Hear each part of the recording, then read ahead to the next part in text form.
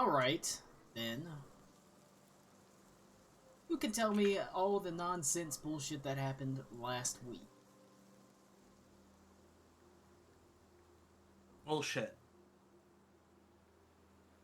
Have at it. Let's see what you remember. I spoke to Jackson, Did who indeed. will remain the only NPC Colin has ever named other than Laurelon Thalassa, whose name I know. He implied that there was a good witch that he really very much did not want us to murder, and I confirmed with the party that we don't believe we murdered that witch.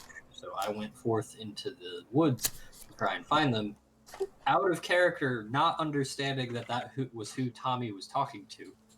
And then I stumbled into Aruna, and we bamfed into the Feywild. As to what the rest of you chucklefucks did, I have no idea. I remember Smoke and Reed went out to bury the bodies, to go and then after find the other bodies to bury them. Yes, Smoke told you to fuck off or something. There like was that. concerns, if I remember correctly, about the bodies in the trees being misinterpreted or something, or perhaps just persisting. At the very No. least, I had I was incorrect in believing that the markings, I thought they were like on a stone or something in the tree, not etched into the tree themselves.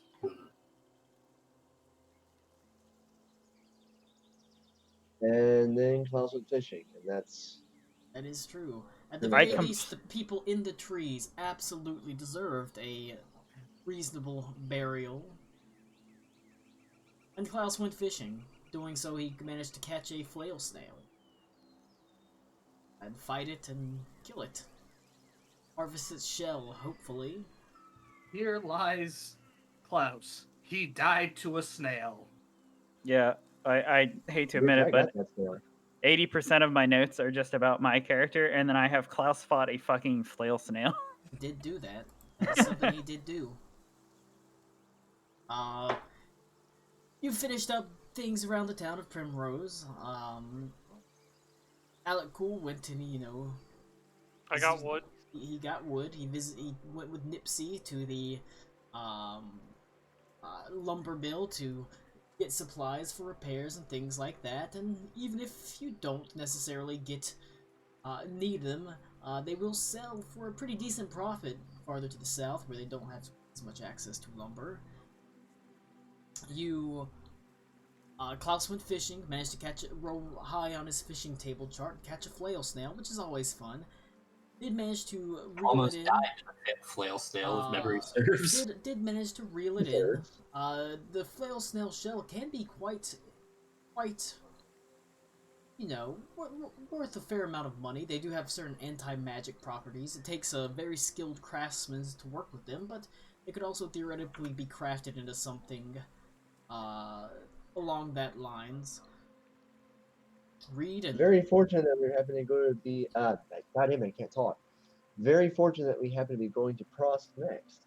Well, considering its anti-magic properties in a magic city, it might not be as useful as you think.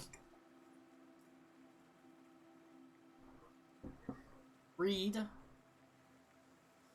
searched for the bodies used in the ritual along with Joseph Smoke in order to, at the very least, give them a fair and decent burial. They deserve that much. Certainly not through no fault of their own. They ended up in use of that grisly ritual on the first of the Gloom Sacraments. Actually, I got a question. Yeah. How many of them did I find before I got sidetracked by the tracks? Probably only 2 or 3.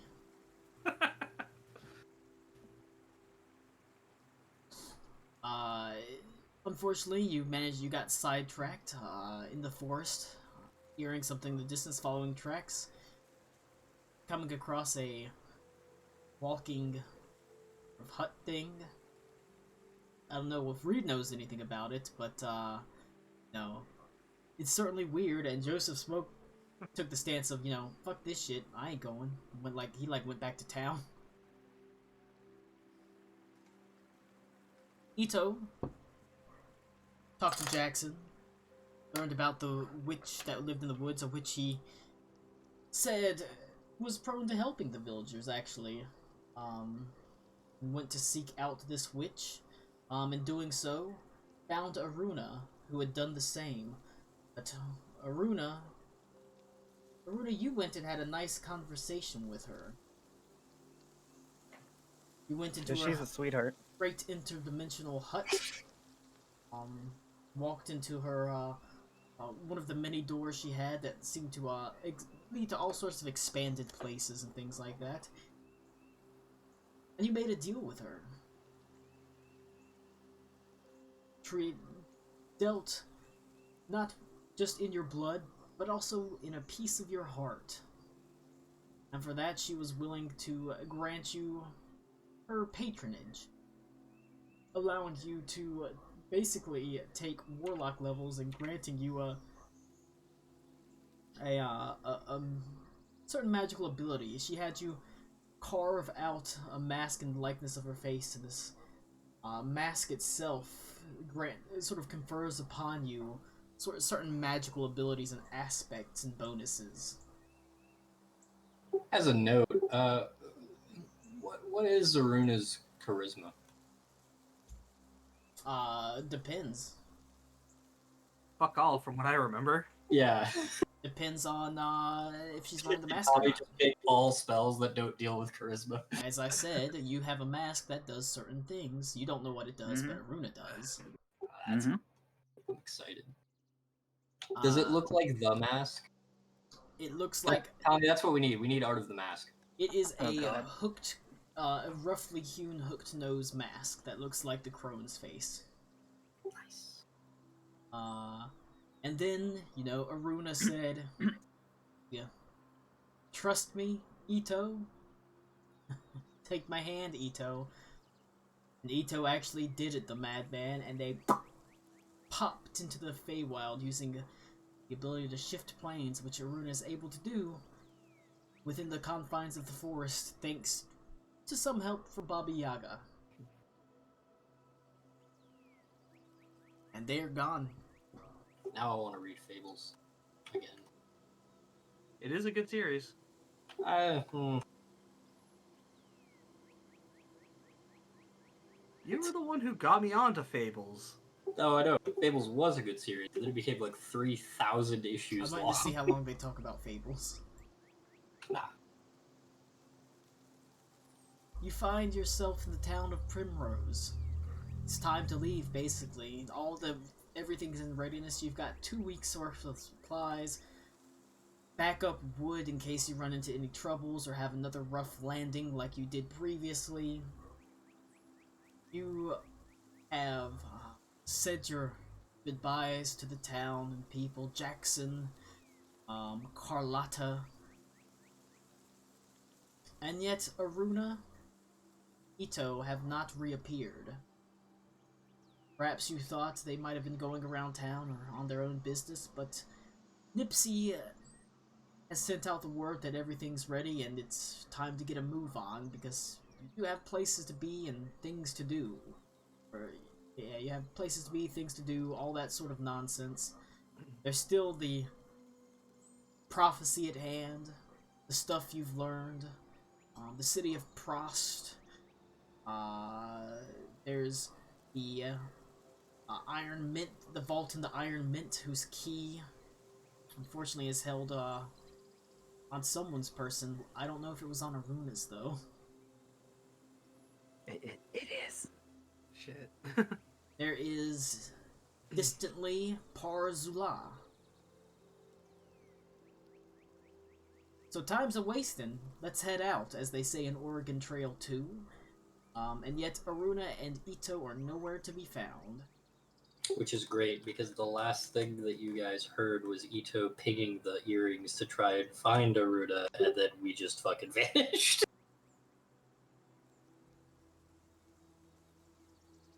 Well, Ito and Aruna eloped. Great. I mean, a logical conclusion. That I mean, to be fair, that kind of is a logical conclusion. Scissor me timbers, boys.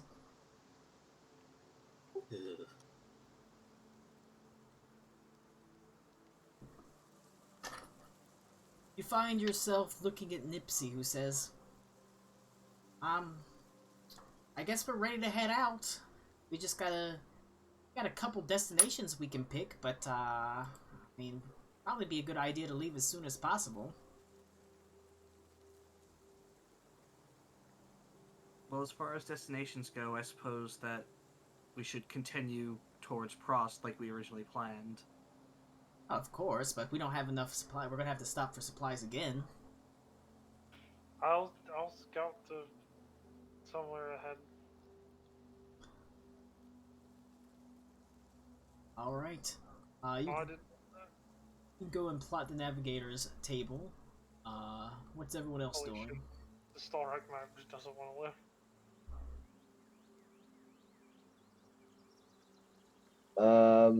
Well, I'm There we go. probably on board the ship, just like with the snail. I guess I'm gonna try and harvest it myself. Colin, we're here, like here-ish, or like here-ish somewhere. Okay. Somewhere around there. Okay. Um. Heading generally to the south, within 2 weeks, you could, considering you're in an airship, you could reasonably make it to Krutz Castle. Of course, last time you were there was at this point months ago, but you did make allies, and you're familiar with, some of the people there. They'd no doubt be willing to help you. But it is on the main road, it is on the Emperor's March. If you wanted to go to something a little smaller, that would be understandable as well.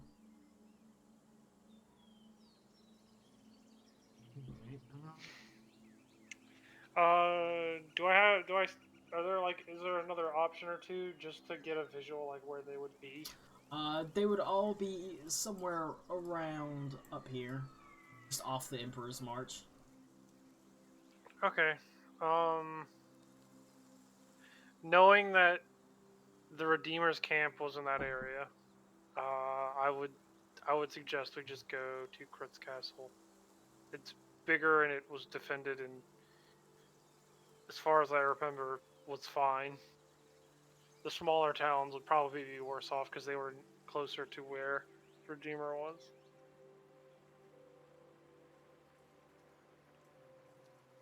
And yeah, we didn't stir up too much trouble there, so I don't think there's anyone who would mean I didn't to... stir up any trouble there. Well, there is you didn't stir up any trouble, but there is certain things you may have to. There's the joys of seeing some of your, the people you met, such as Barkley.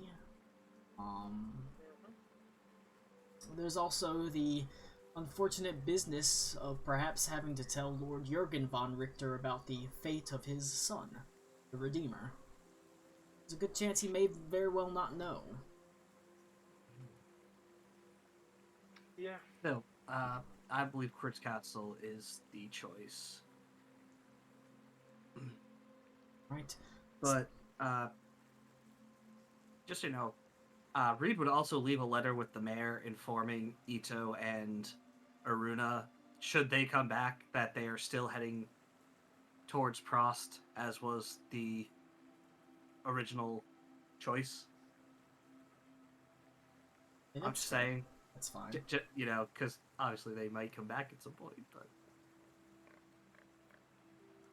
Joke's on you. And if they have chosen to elope together, he hopes that they have a wonderful life. It would be a miserable life, let's be real. Having to stand there all the time and bitch about moon lords and green ladies, come on. I mean, Aruda would just use Ito to go back up north so that she could leave him for Adelindra. It's true. Facts. Oh no, Runa's not gonna see her sexy mage lady back in Prost. Oh wow. Alright, well then. Unless anyone else has any errands to complete, I suppose we should make our way to the Krutz Castle.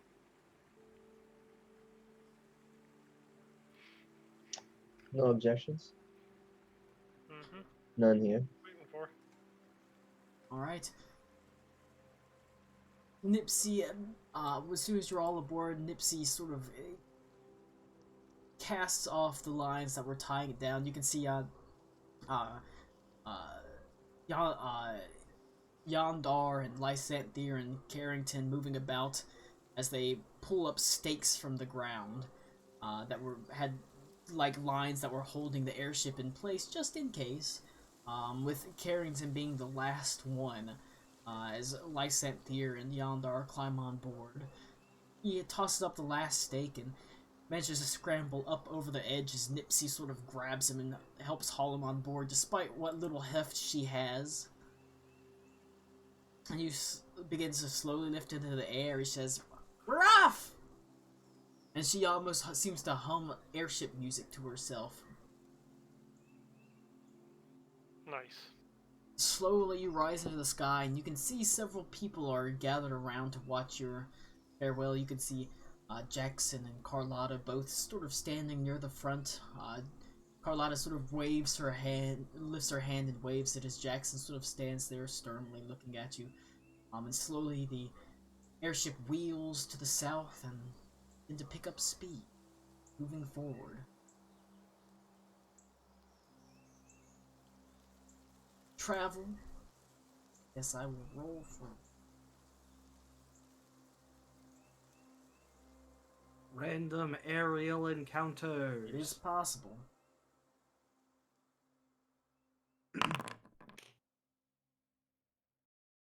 You soar into the skies to the south, and up above the world, it's fairly boring. You just see forest and sort of scrubby plains still locked in the heart of winter below you. Not so much snow anymore. There's the occasional patch, but it's mostly just sort of brown, scrubby grasses and leafless trees as you make your way to Crut's Castle. Bring up some Crut's.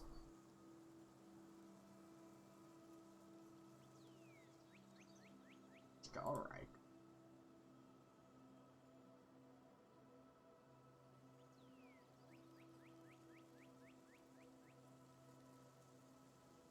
Alright. Soon, as you pass over a couple of smaller little sort of...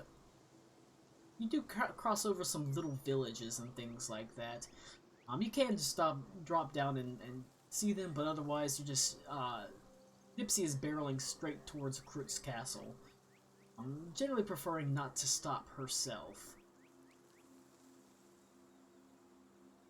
She, says she'll treat everyone to a drink at the Nook and Cranny. They make really good time. More importantly, as long as they reach Crut's Castle before the supplies run out. It'll be tight, she's afraid, as there are quite a few mouths on board, but with Aruna and Ito gone, for the most part the supplies hold. And soon you do see that familiar sort of rise, that sort of bluff that holds old Crut's and the actual proper Crut's Castle. And at the base of this sort of cliff, the entirety of the town sort of situated around it, all walled in. You can see the clock tower, Uncle Dependable, outside of Von Richten's Boon that you went, that had operated poorly for several decades due to a family of Kenku moving in and mucking up the gears, which you helped. You solved that problem with the help of coins. You can see sort of far below you, this Sapphire Horse Monastery with all the sort of horses still running around and things like that. And outside the city, Ipsy sort of begins to slowly lower the balloon down. Maybe a mile or so outside the city, giving a pretty decent berth. At this point, supplies are running quite low.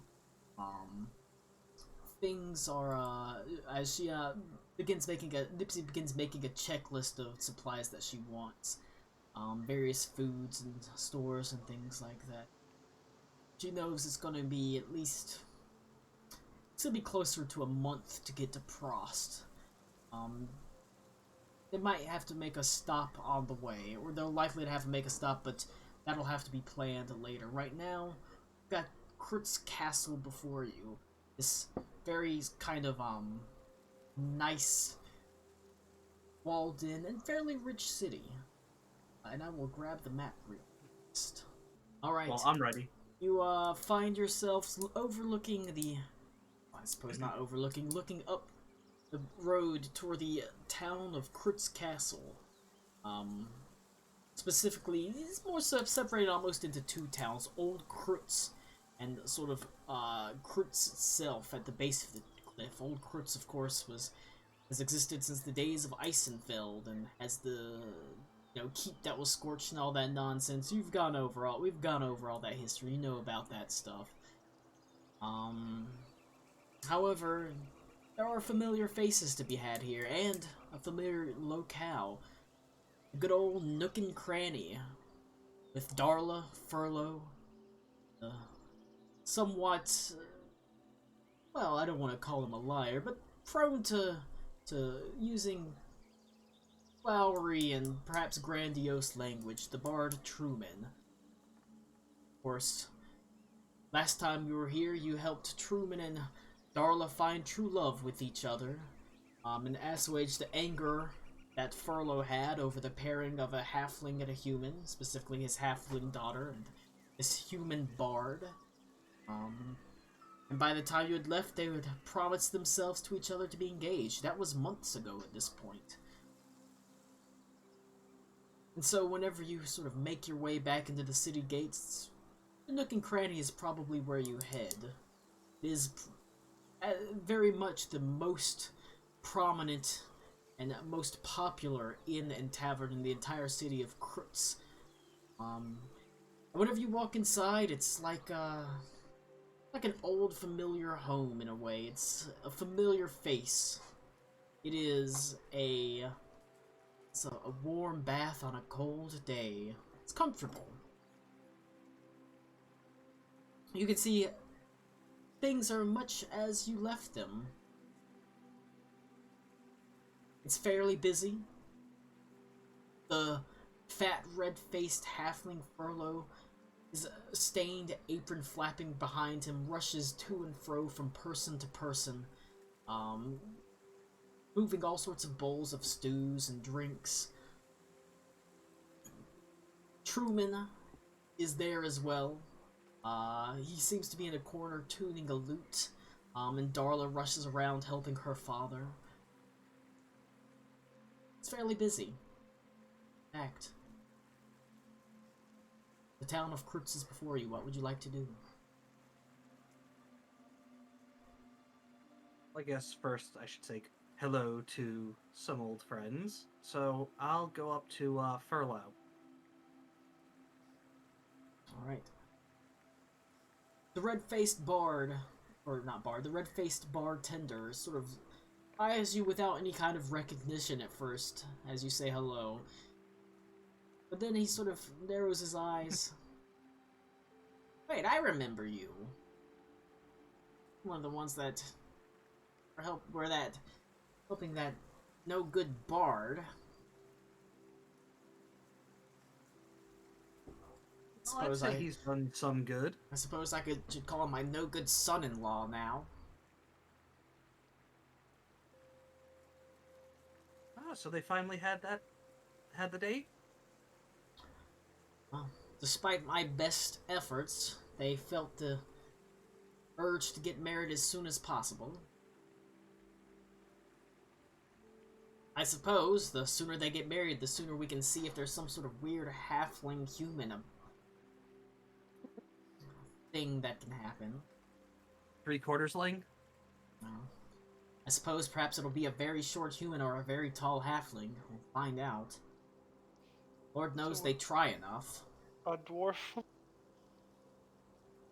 Well, I suppose you're... What brings you to the Nook and Cranny again? What's it been? Months? 2, 3 months since we last spoke? Indeed. We're actually just traveling through, found ourselves here, and thought we might catch up. as we resupply. Nook and Cranny, you know, has clean rooms and good food. We are at your disposal, my halfling friend. In that case, there is. I'm actually not completely sure. Is there 5 of? Well, no.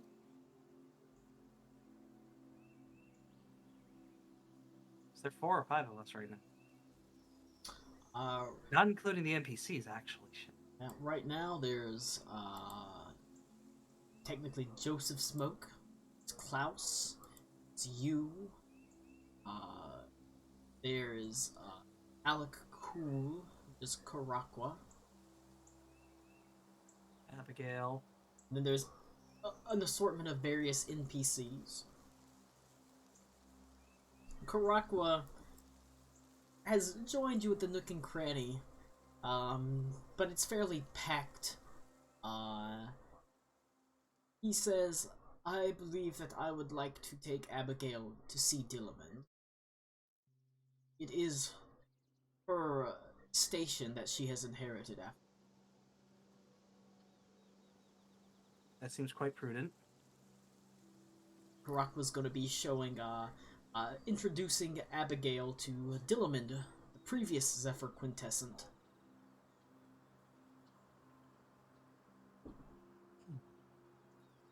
Anyway, we'll definitely be needing some rooms for the next couple days or so as we resupply. Of course, you might have to double up some. We're pretty packed. All sorts traveling, especially from the northern coast. Seems there's a bit of trouble and, well, apparently people don't want to be around up there. Yeah, it's been a bit of a problem. Oh. I can see you certainly do seem to have quite the customers here. Oh yeah. Of course, trouble doesn't come this far south usually, so it's a nice stopping place, and we're actually renting quite a few long-term rooms, making a fair amount of money. Of course, it does bring a little bit of trouble to the town, but there's people that can deal with that. Well, then how much would it be for 4 rooms for the next 3 days? Next week. 4 rooms. Normally I charge 2 gold per room per night. For a week. Obviously, 7 days times 8. What's that come out to?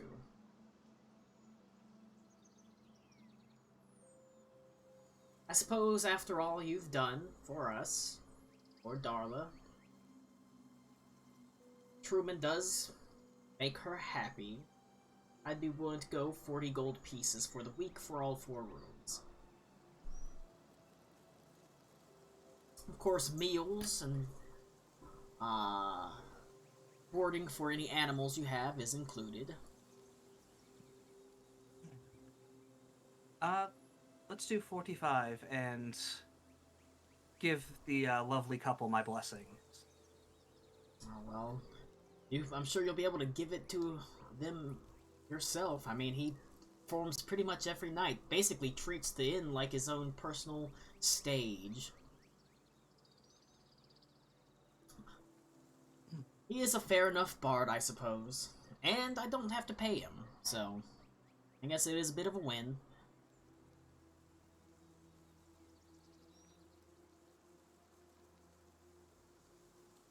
Well then, I will thank you for the rooms, and I'm going to hand over the money.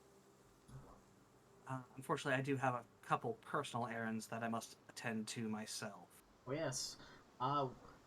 We've got lunch in a couple of hours, so if you are looking for something to fill you up, you know where to find us. Always, and thank you for the warm welcome. Alright. And Reed will bow as he begins to make his leave.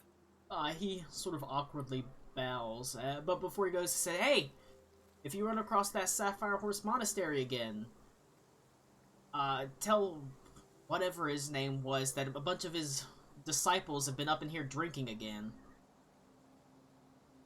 I'll let him know.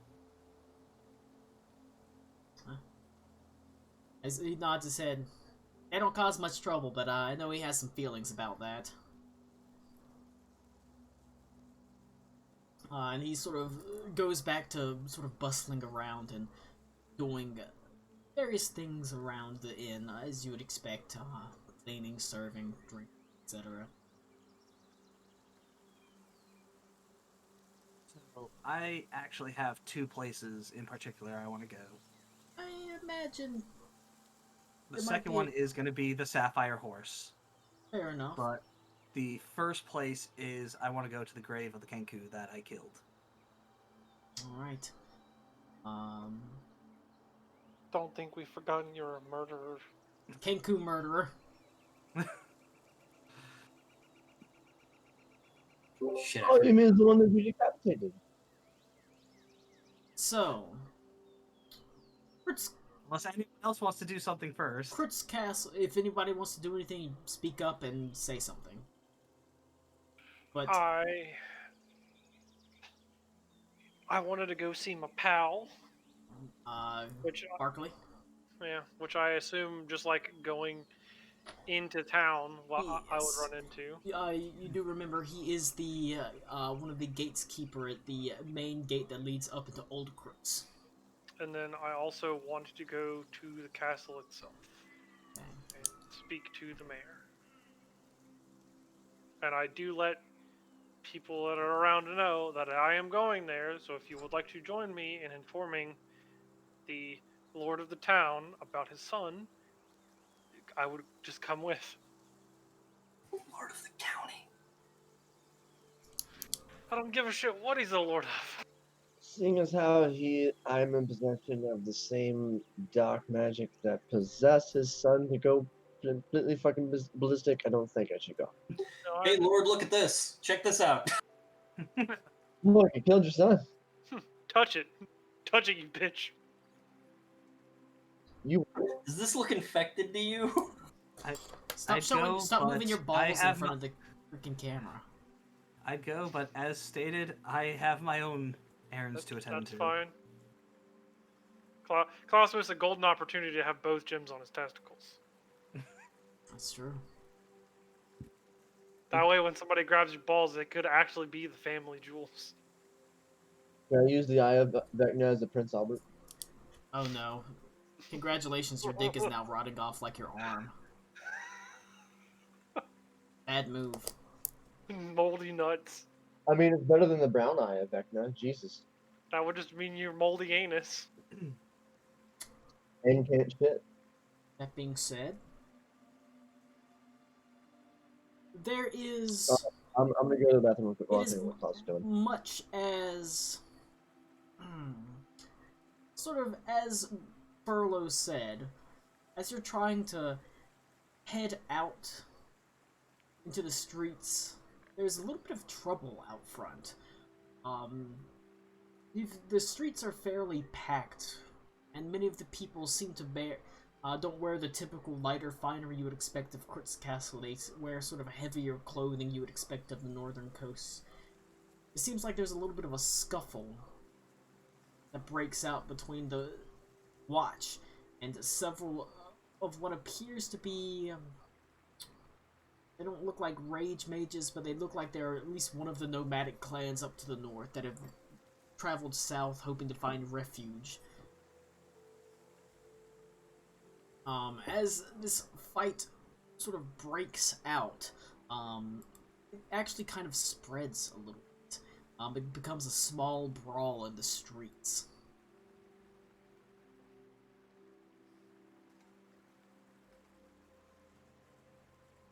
Caught up in this brawl, you can see there is a sort of hefty-looking half-orc,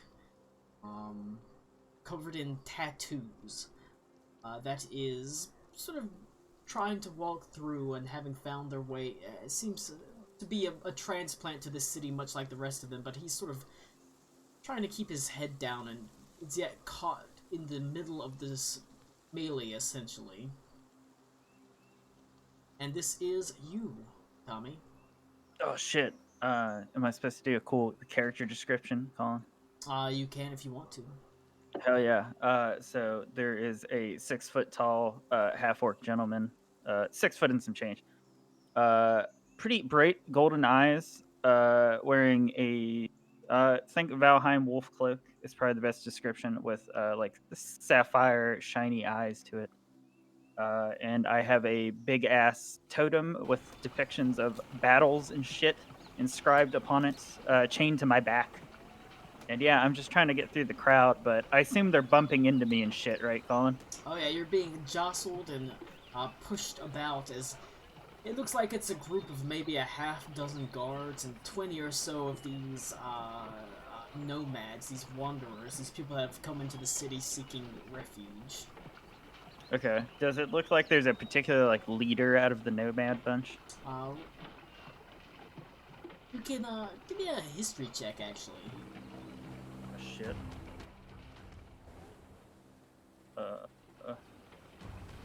Oh boy, not very good at history on this character. Ooh, it's a 7. Oftentimes, these people may very well have a leader, but there's none that have stuck themselves out, or at least none that have lifted their, sort of put their necks out. It looks just like a grand sort of group at this point, and nobody that you can tell, nothing that identifies anyone as a leader. You don't know what amongst this group would really identify them. Okay. I know not to fuck with the guard, presumably. So I'll walk over in the group of the nomad people and I'll slam my totem on the ground. So I guess I'll use the totem feature to try to knock everyone down. Okay. Okay. He hefts a massive, it almost looks like an oak tree trunk that he holds over one, sort of carries over one shoulder. It's carved and inscribed with all sorts of insignias. What appears to be mountains, humanoids, dragons. Some of it is just simple carving. Some of it appears like it was inscribed with like a burning hot chisel, as you can see the black lines across it.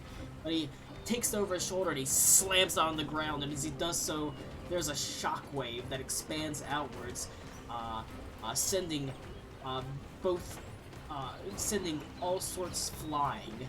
As you guys sort of have to cover your ears, and there's a huge burst of dust that sort of fills the area, and there's a little bit of silence as the dust kind of settles, and whenever you look at the aftermath, you see everyone within a significant radius of you has been thrown to the backwards.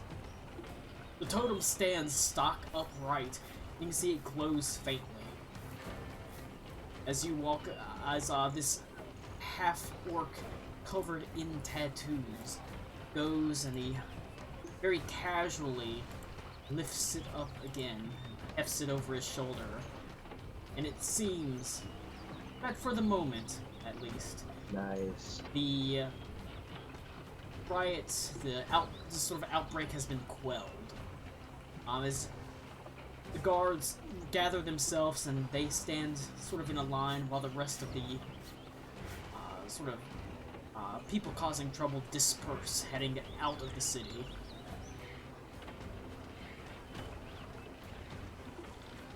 Cool. I'll just heft my totem back up, and then I'll go to someplace to rest. If I know that where the inn is, I guess. I don't know. You're just outside of the Nook and Cranny.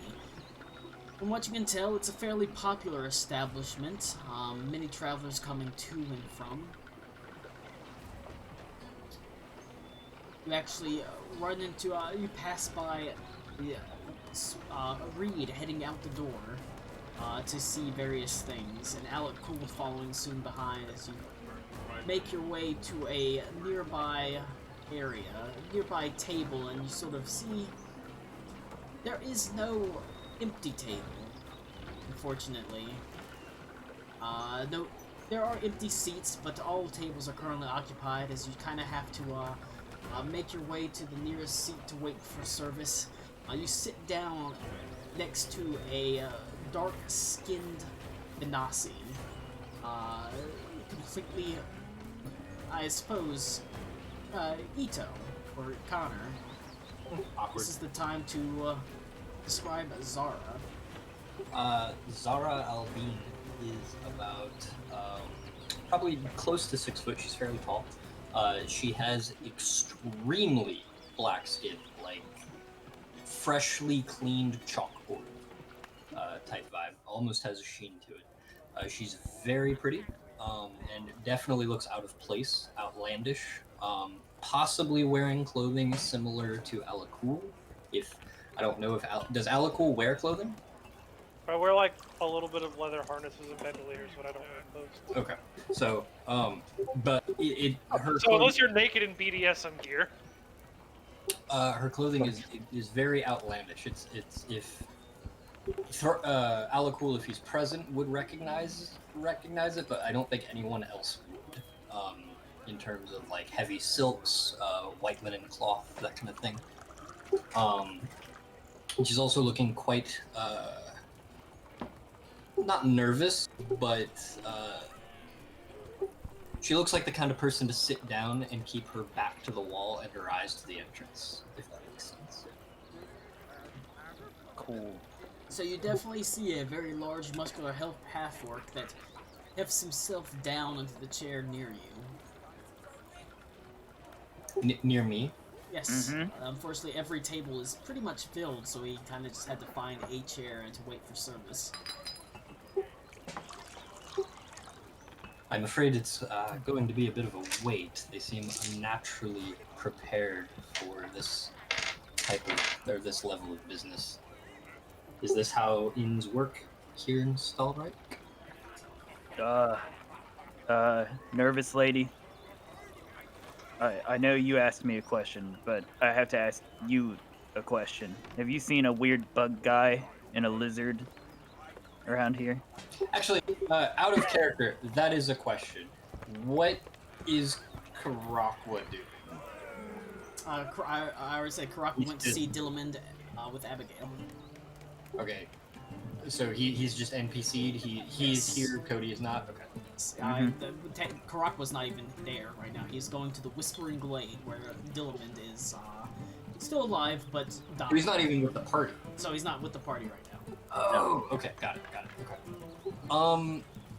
I scan the room. Do I see a Thrycreen? Ain't Nick like 9 feet tall? You guys just saw You me. did see a Thrycreen just walk out the door. My passive perception and my stupidity is really hindering me. Not even. Where is passive perception on the? Oh, it's just 10 plus, right? Yep. My passive perception 16. Did I happen to notice a Thrycreen? You likely did, but like I said, you already saw him walk out the door. Sure. I believe he just left. Wait. My passive perception is 22, so I probably noticed you not notice me, and I know you were searching for me. Wait. That's his passive insight that tells him that. Wait, so you're My telling passive me... insight's an 18, so... Tommy's trying to talk! Wait, so you're telling me the bug lady left? Or not bug lady, the guy that worships the bug lady, yeah? I can't speak for their gender. I've seen Thrycreen before, but not frequently. But they're not here. They just walked past you as you were leaving. Okay, I'll give you a hearty pat on the back and I'll go out the door after him. If the orc tries to touch her, she would recoil. Like, legitimately. Not in fear, but in like genuine traumatic response. I wouldn't even notice, probably. Excellent. Excellent, sorry. Could I overhear Beaver, that can I say conversation that at all? when you turn your head that way, you look like a canonized saint? It's look at it, it's fantastic. Oh, He wants to kiss you like Tom Brady. You legitimately have like a holy aura around your fucking head. All I needed are Georgian hymns, and I'm set. It's the fucking best. But yeah, could I overhear the conversation at all?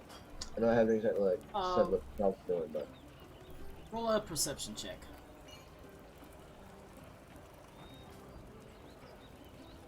Is that everybody or? No, just speed. Okay. That's pretty good. 17. You can't catch out all of the particular details, but you do hear him bring up Bugman, and it's kind of see where they're kind of looking at the door where Alec Cool just left. Interesting. I'm gonna tell this guy. Oh, hell yeah. Ooh, do I notice that? Are Well, you is that depending on my stealth roll? This is a fucking game. Are you trying to be stealthy? Yeah, Beaver, are you trying to sneak out, or are you just like, Well, I don't think I would know that you two are like together. Like, I mean, so okay, hang No, on. just- Full disclosure, we're not. I'm sitting at a table enjoying a drink, and right. somebody That's just kind of sat what I'm. next to That's kind of what I'm gathering. That's kind of what I gathered too. So I don't think he would. we think I already would have the trust him. setup for a comedy of errors. Let this happen. Yeah, I'm gonna be stealthy following him, but not stealthy on my way out. I guess. Does that make sense? Like, I'm stealthy for his sake, not for their sake. We'll just have Zara roll a perception check.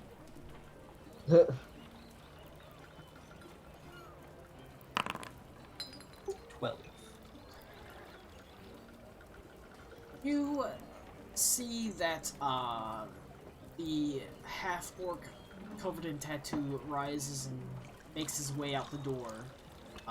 And almost immediately you see this sort of thinner, sort of gaunt, pale-skinned fellow turn and follow him.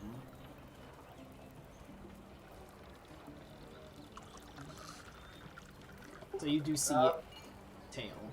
Did I notice anything particular about those tattoos? Roll Arcana check.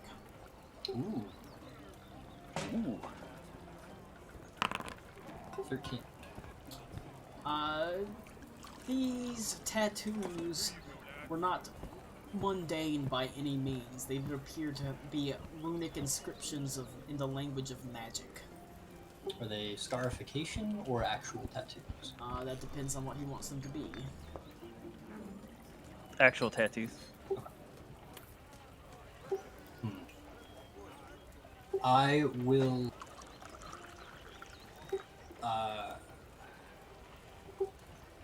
I want to make a perception check to see if there's anyone that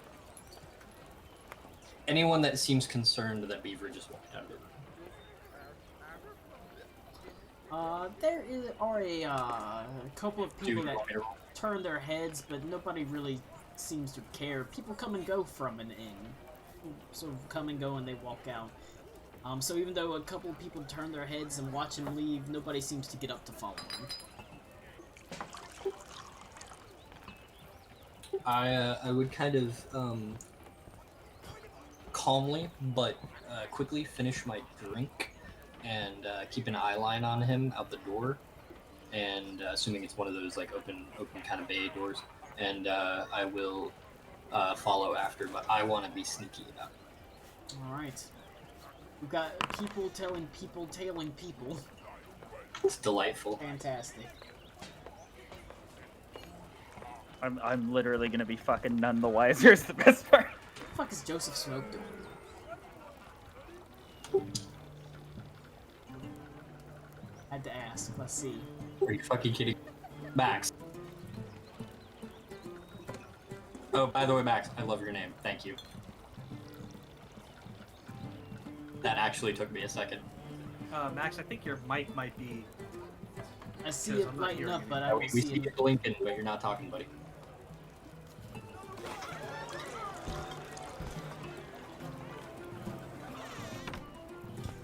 Speaking again? Max, are you there? Oh, okay. I can't talk shit about Max not talking if he physically can't talk. No fun. Alright, Max. I'll Hang on. I heard... There we go. Okay. My headphone came unplugged and my thing stopped working. What's Joseph Smoke doing in the town of Critz Castle? Realistically, Critz Castle is a very large and I don't know how far. I don't know if you've ever been to Krutz Castle. You certainly would have heard of it. Smoke is not. Oh.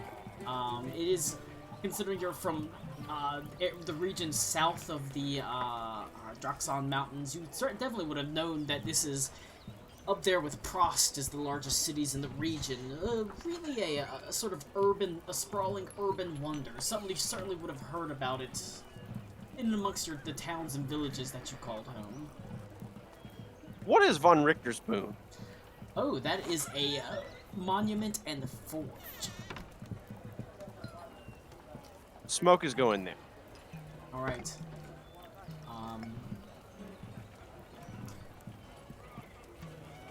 Von Richter's Boon is easy to find. It looms well above like the rooftops of the nearby shops and buildings. That particular district is sort of like an artisanal district. It has various artisans and things like that. Mostly blacksmiths and armor smiths. I'm going. Smiths and that sort of thing. What's that? Is that thing in the center? That statue? Is that a forge? It is. It's a massive. I'm gonna go straight to that one. That is Von Richter's Boon. It is a statue of I think it was it was Hans von Richter. And there's like, it's built into a forge, or it has a forge that's like built in front of it, and it looks like Hans von Richter has his hands sort of resting atop it. And there's, it's basically enchanted to always be able to forge. It's always heated. You never have to add coal or anything like that. It almost seems to have the heat of like a lava flow or Urksig or things like that. Cool. I'm going to that forge. It's easy to find. Very easy to find. Like I said, it stands maybe 20 to 30 feet higher than the rest of the landscape. The only thing the only thing that is higher than that is the clock tower, Uncle Dependable. Let's see. Okay. You can see there is. You make your way through the various shops. The buildings are fairly... or they seem to be made of like a fairly dark wood. There's almost like a faint darkness in the air of this district, and it takes you a second to realize it's actually like soot and ash and smoke that fills the air from the industry that goes on around you. You can see, however, there are all sorts of barkers, criers, people trying to sell wares. There are shops and stalls that are set up over the entirety of the district. Many of them quite fine, but also many of them ramshackle affairs. People that appear to have pulled travel carts up onto the corners of roadways, and they're selling whatever they can out the back of their wagons. The line to Von Richten's Boon itself appears to be fairly long, as it looks like people are queuing up to use it or pray at it.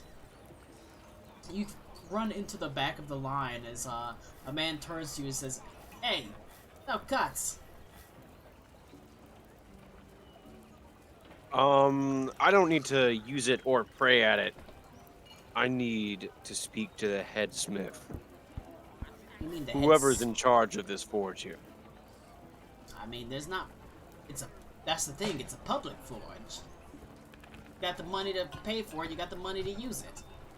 I suppose Who's the one that manages that? I suppose the person that managed it would be Lord Von Richter. I mean, he is the head of the city. I mean, Von Richten's Boon, or Von Richten's Boon, it's a, you know, it's magic. Not like it has to be tended. You pay your fee, you go and you use it. I suppose you could talk to the man who takes the fees. I guess he's as close to his manager as possible. Well, he's all the way towards the front of the line, friend. I suppose I'll wait in line. I mean, this is just the line to pay him to go into the forge. I just need to speak with him.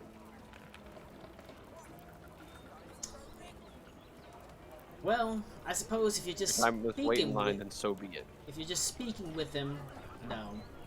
You could probably go talk to him, but if you're trying to get into the forge, you wait in line like the rest of us. I'm a That's pilgrim fine. that's come a long way to pray to this. I've got a lot of hopes and dreams in my village, resting on these good prayer. Gotta get that blessing from the gods. Who knows, perhaps I'll get the third blessing of the forge, am I right? They say it's a Perhaps. thing that could happen. Of course, they didn't say what happened to me, but you can dream, right? One can only. As I sort of start making my way toward this gentleman at the front of the line. There does appear to be a man who is flanked by. He's like a human that's actually pretty tall, maybe 6.5 feet, and well muscled. He does have a blacksmith's apron that is wrapped around his waist, Ah, so he is trained in metallurgy. but he also, Possibly. you can see these.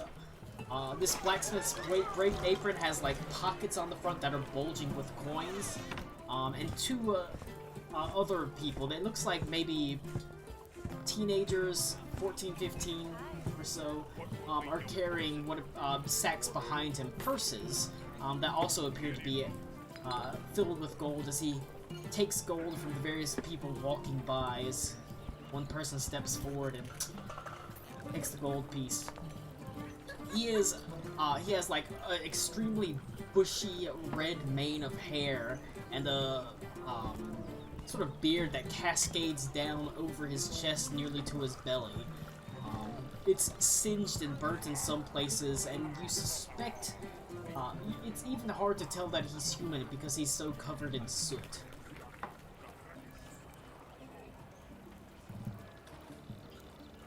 I sort of want to wave him down as I approach, and I say, "Sir, I have something of the utmost importance that I feel you should see." He just kind of looks at you and says, "Oh, yeah, let me guess, you've got the next great design that's gonna revolutionize the industry. Some sort No, of one of the- bellows, a forge, then you're gonna pay me extra to go to the front of the line. I've heard it all before, back of the line." No, I have something that is not a new design, but an old one. I want to show him the chains. I say, I want to understand these. I want you to use them. I have been, but their true nature seems lost on me. I want to further understand these so that I may use them better. And I want to show him, like, the markings on them, like the maker's mark. There has to be, for them to be identifiable. He looks at it, and he just sort of furrows his eyebrow and says, "Right. Go ahead and roll a persuasion check on him." Well, that's a +8. Holy shit. Oh, I crit it. I didn't bind it to the tabletop, but I got 28. He sort of looks at you a little bit with disdain, but he sort of says, "Alright, friend, I'll look at your chains.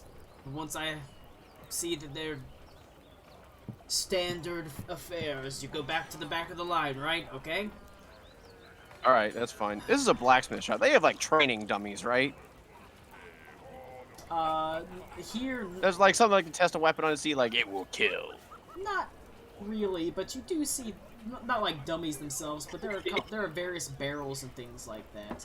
It will All right. kill. That's what he says in Forge and Fire. All right, so I want to. I want to sort of once we get in wherever he's going, when he leads me away, I want to, as soon as we get in there, just be like, "I'll prove it to you." And I take the chains and I want to lash at the barrel using one of the frost charges. All right. Go ahead and roll an attack roll.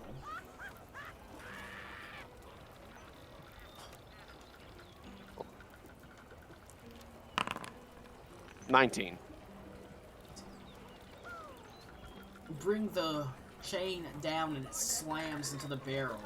And as it does so, you can see it appears to have been filled with some sort of water, and almost immediately the water freezes into various icy crystals and cascades across the ground. At the same time, the blacksmith himself doesn't seem that impressed. Alright. Chains with a little bit of magic on them? Sure. Fantastic. How about you let me look at the chains? That's the thing I really want to see. We're gonna have to All right then. hand them over. While still holding them. Nah, I want to hold one end while he looks at it. I'm not. I don't know. Suit yourself, friend. I just need to see a chance to look at the metal and the marks. That's fine. As he starts, he unravels the chain, and you can see he goes sort of link by link. Go ahead and roll an insight check for me, actually.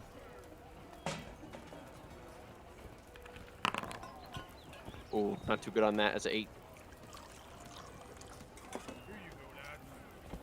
Whenever he gets to the last chain, not bad. Did you forge these yourselves? I'd be willing to pay a couple of bucks, a couple of gold pieces for them. 5, 10, 50? I did not forge these myself. You can tell by the age. These are not mine. If you are not the man I seek in wanting to understand what these are, then I will be going I'd elsewhere. say exactly. The age, I mean, they're, antiques, really. We've got, a better forging practices and things like that. I'd be willing to take them off of your hands for 100 gold pieces. I'm not looking to sell them. I wish to understand them. 300 gold pieces. You seem far too interested in these.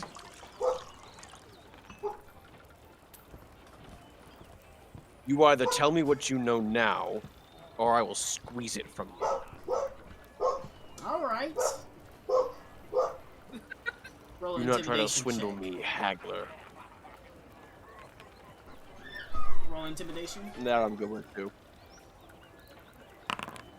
That's a non-natural 20. Alright. There's no need for violence here, friend.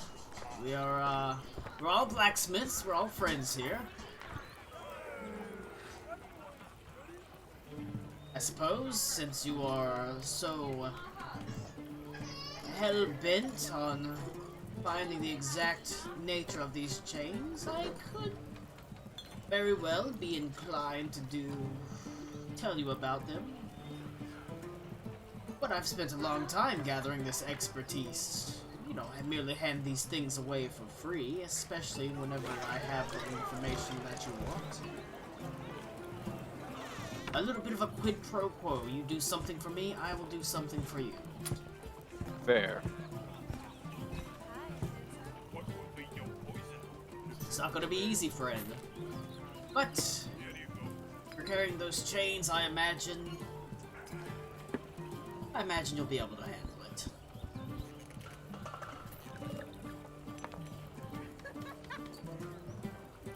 What I is need it you that to you go need into done? the basements of the old Scorched Keep. Alright. There is going to Just- be a manual of sorts. Down below even the dungeon section, there was, according to my research, a study, a library, something where information was held. I'm not sure exactly of the specifics. There's a manual detailing the forging of the first iron. Of course, we can forge iron right now, but even so, for a blacksmith like myself, it would be priceless.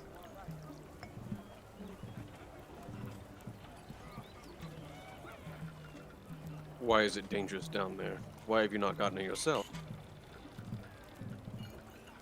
The Scorched Keep bears memories of the past. Geists and ghasts, ghosts and ghouls. It's not a place you would want to go unarmed. Not a place you wouldn't go alone.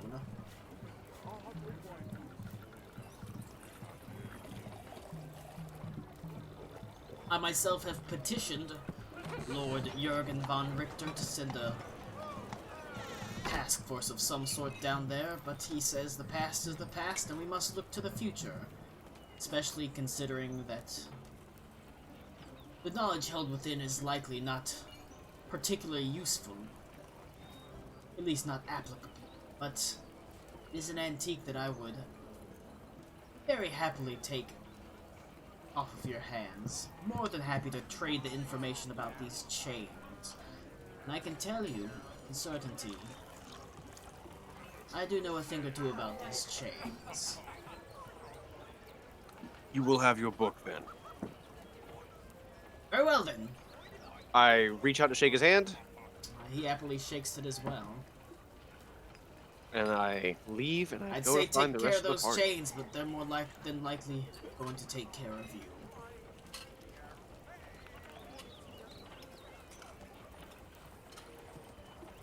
Oh, the Nook and Cranny. Oh, I'll just go back to the Nook and Cranny. That's where everything is, right? Right? That's where everyone is, or should be. Not So- necessarily.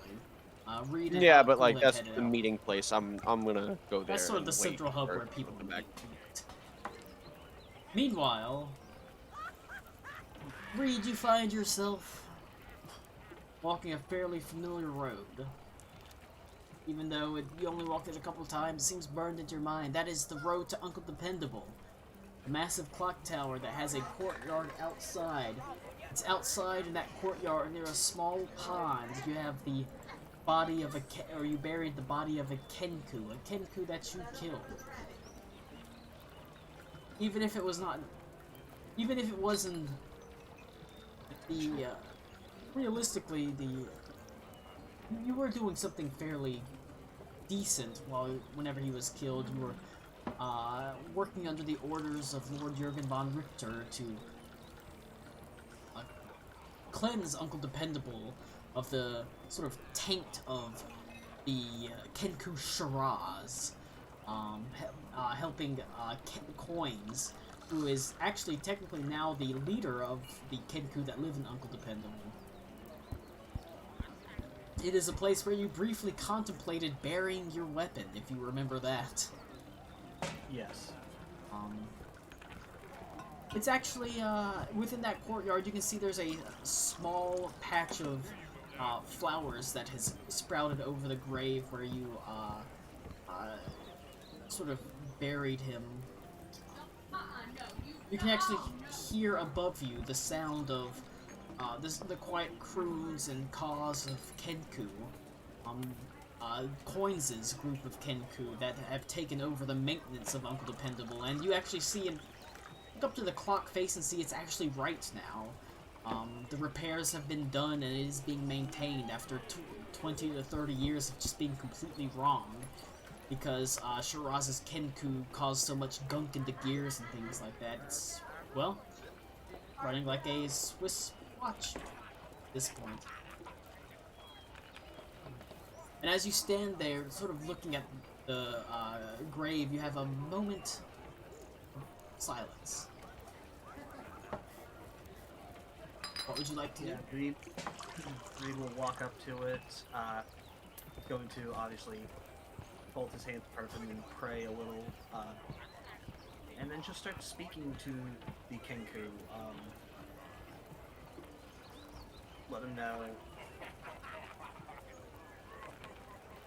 that his flock appears to be doing quite well now under the leadership of Coins. It's been a while.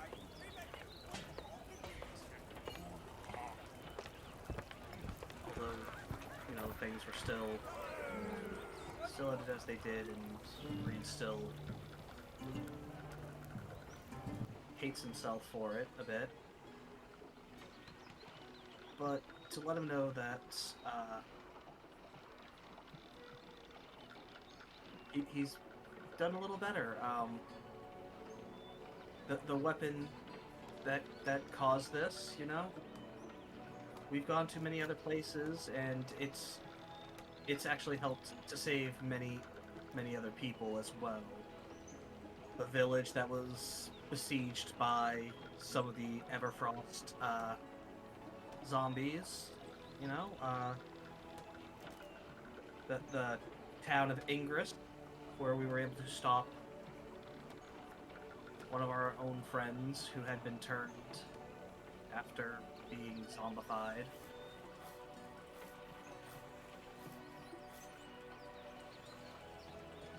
Whenever he knows, obviously he can't make anything better, but that he's going to continue onwards.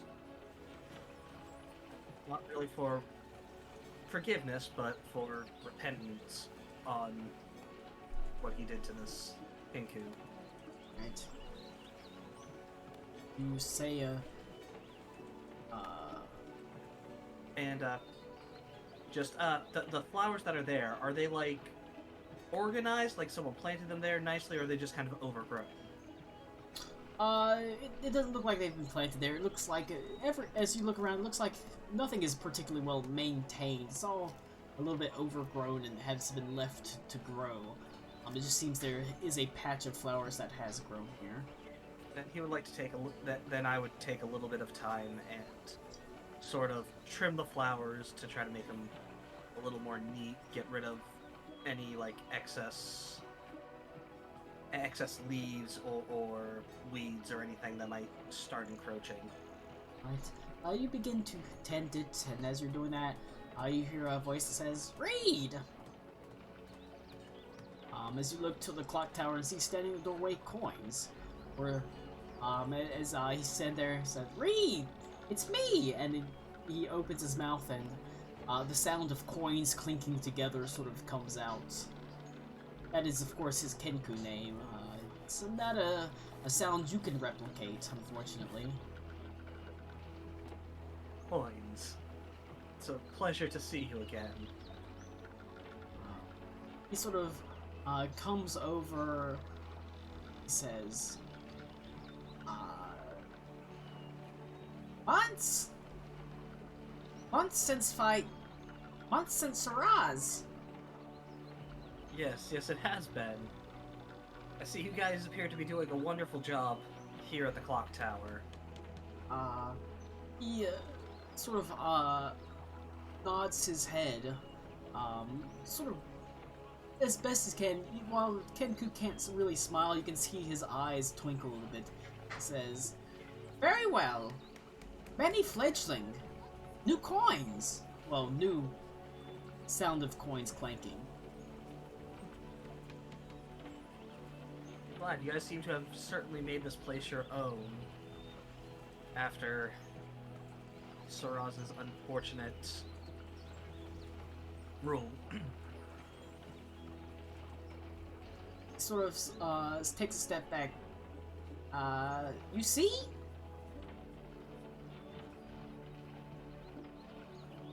See what? Coins show you coins. And you can see he looks a little bit frustrated trying to replicate a sound. He kind of stands there for a moment and then he opens his mouth and he makes the sound of a child crying. Coins show you coins. Oh, do you have your own fledgling? He sort of vigorously nods his head. That is truly something to be celebrating.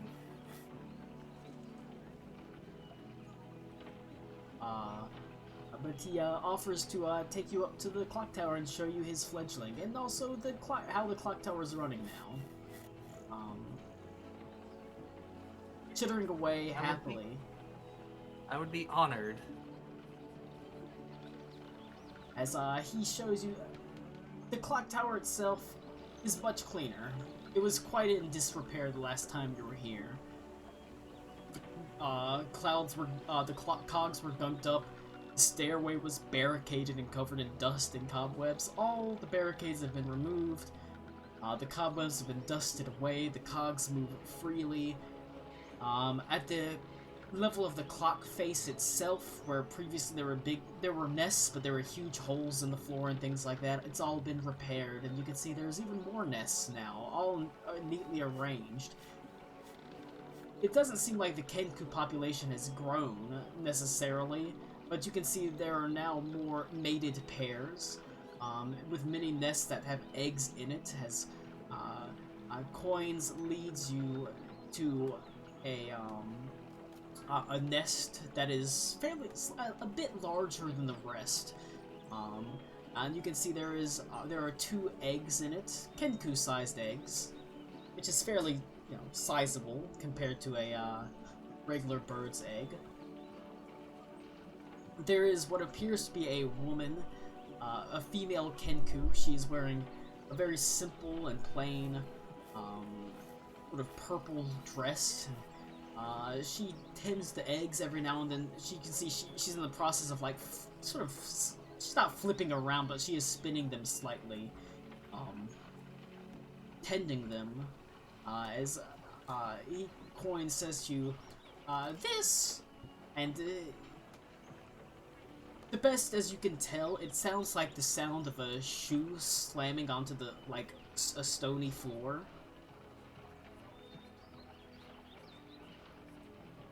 The Kenku language is one that's very hard to replicate for non-Kenku. But as far as you can tell, that's what her name is. Shoe on Stone. That's wonderful. I'm glad to see that you've been able to build quite a life for yourself here in just these last few months.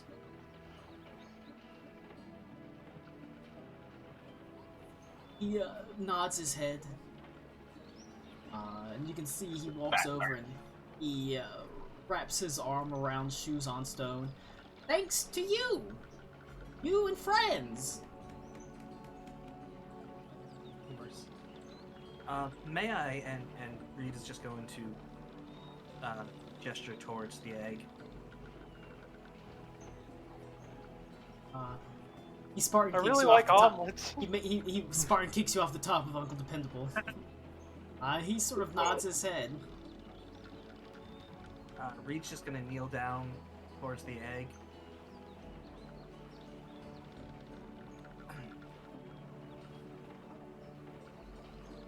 Just trying to think about what exactly to say.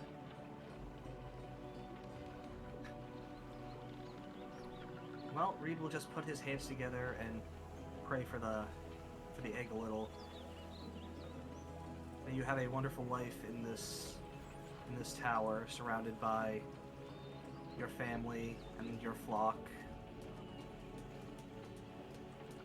Know that these are people that will protect you your whole life. You're able to have a moment of silence over the eggs as Coins is able to not necessarily commiserate with the exact words, but you can tell he appreciates the sentiment as you take a step away and Shoe on Stone begins to tend the eggs once again. As, you and Coins descend down the clock tower, and there's a moment where you're standing outside and you're able to overlook the courtyard of the clock tower, and you're now able to see the grass that has been tended and the flowers still growing on it. And Coins sort of says, Some lost, but more gained. Some died, but many born. Some bad, but much good.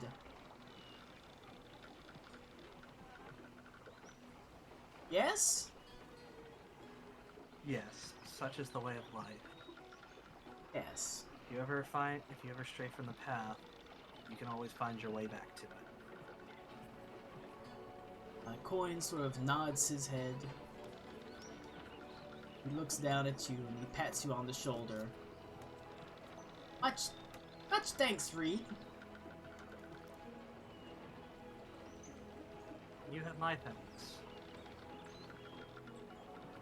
As he Helped me through a bit of a troubled time.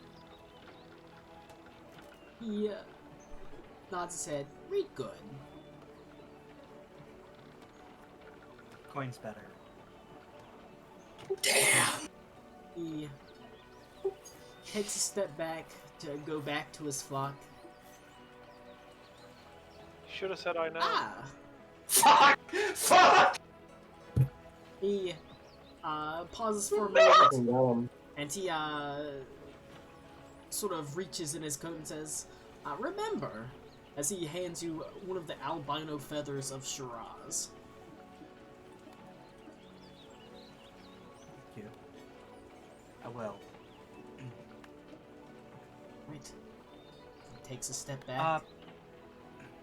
Yeah. As we're getting ready to separate, I just like to tell him, just please keep that grave a little tidy while I'm gone. I'll come back and let our friend catch up with our friend again someday. He nods his head and sort of does a salute. Coins can. Very pretty. Any flower. Yes, there is. And Reed will bow before he begins to take his leave. Alright. Thinking, he'd probably have a bit of a melancholic look on his face, thinking about, you could have something that simple with Cora, but duty comes first. Shit, Lou. Oh shit, Cora's gonna lay That's good, eggs. bro. Cora's gonna lay eggs. Oh god. As you turn, you see it's somewhat bittersweet. Something that, Reed at the very least can't currently have, but happy because Coins, her ally, though only for a moment, has found some happiness. With Shoe on Stone. It's not a great name, but it is her name. It's hard to do Kenku names unless I pick up a shoe and find a stone and drop it on it. Nice. Her name. These boots are made for walking. Yeah, they walk out the door on Coins to go. I find thought her Reed. name would be Stomp. We're silent but Also, deadly. Reed is actually going to take that feather and he's just going to put it, in the little metallic headband that he wears. Oh no, he looks like Kevin Costner from Dances with Wolves. Oh no. Oh no. You take the memento and you put it in the headband. It's a reminder that, while yes, there are bad things that happen, and there's some things you can't control. Oftentimes, much like from the fire in the forest, a new forest will spring. So yes, there was some loss of life at Uncle Dependable. That is regrettable. There is now a new, very sort of, there's a new thriving population of Kenku. Much kinder, and friendlier Kenku under the leadership of Coins instead of the leadership of Shiraz. And while, unfortunately, Reed had to do something, Reed's actions did end up with death of a Kenku. It is all worked out, probably for the best. Some sacrifices, they happen. It is unfortunate. That you leave Uncle Dependable, at the very least, with maybe a little bit less weight on your shoulders.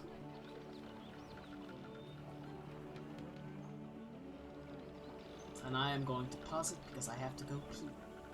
I think it's time to pivot away from Reed. He's had a wonderful roleplay session, and his character, well, it's not a monetary reward or a magical item reward. I feel like his character got its own reward. This vindication that, yes, the death of that Kenku was unfortunate, but much as Reed has gone on to do a lot of good beyond that, and with the weapons that he wielded while killing that Kenku, that Kenku's death, and that Kenku being a follower and defender of Shiraz, the death of Shiraz and the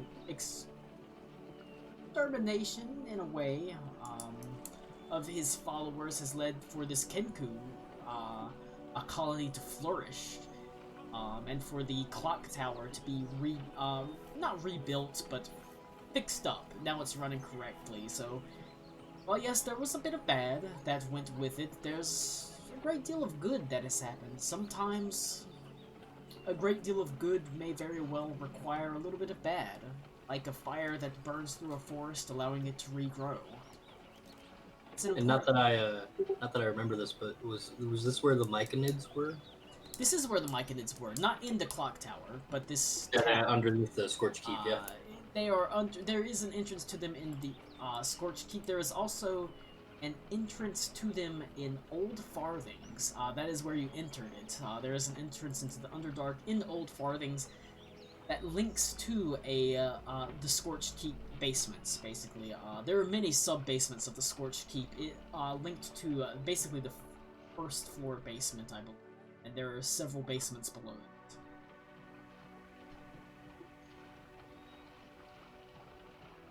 It sucks. I don't believe that I have the prison level basement on this computer.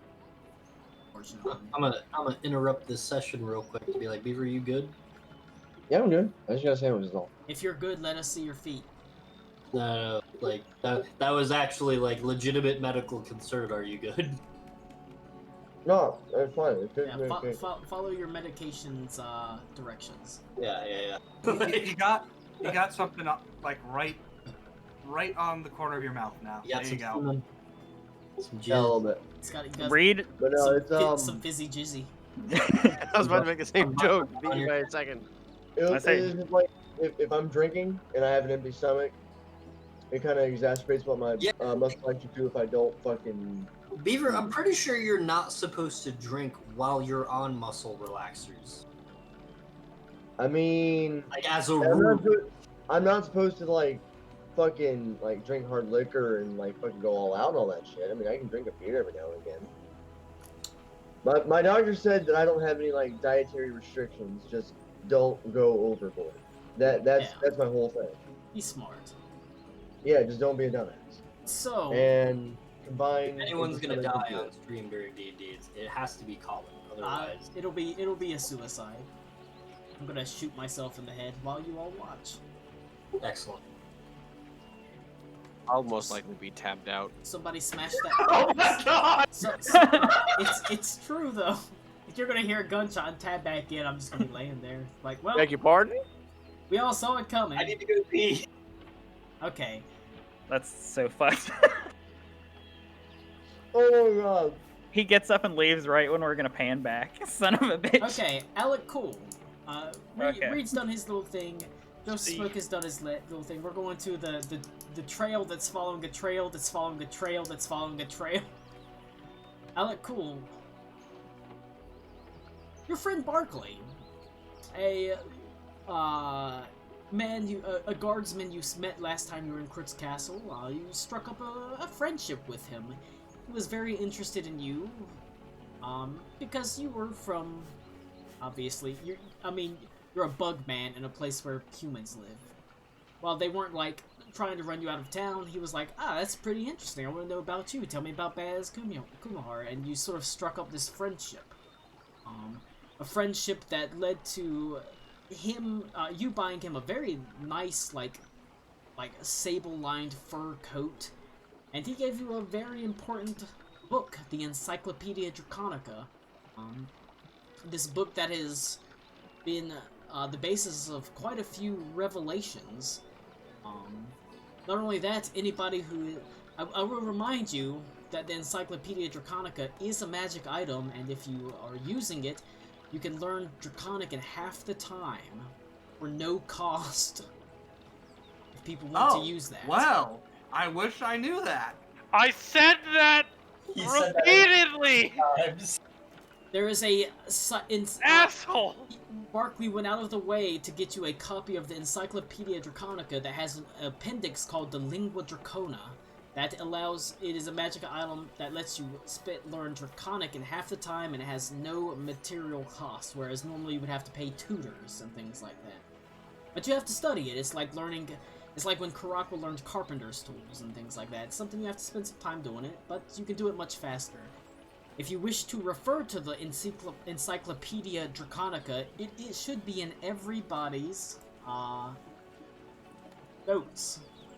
And to tell you the truth, there's been lots of little hints and things dropped in the Encyclopedia Draconica that you've kind of come across. That we've kind of ignored. That you've kind of ignored. That's fine. I don't see it in the books thing. Max, I gotta say, you're in rare form today. Your roleplay.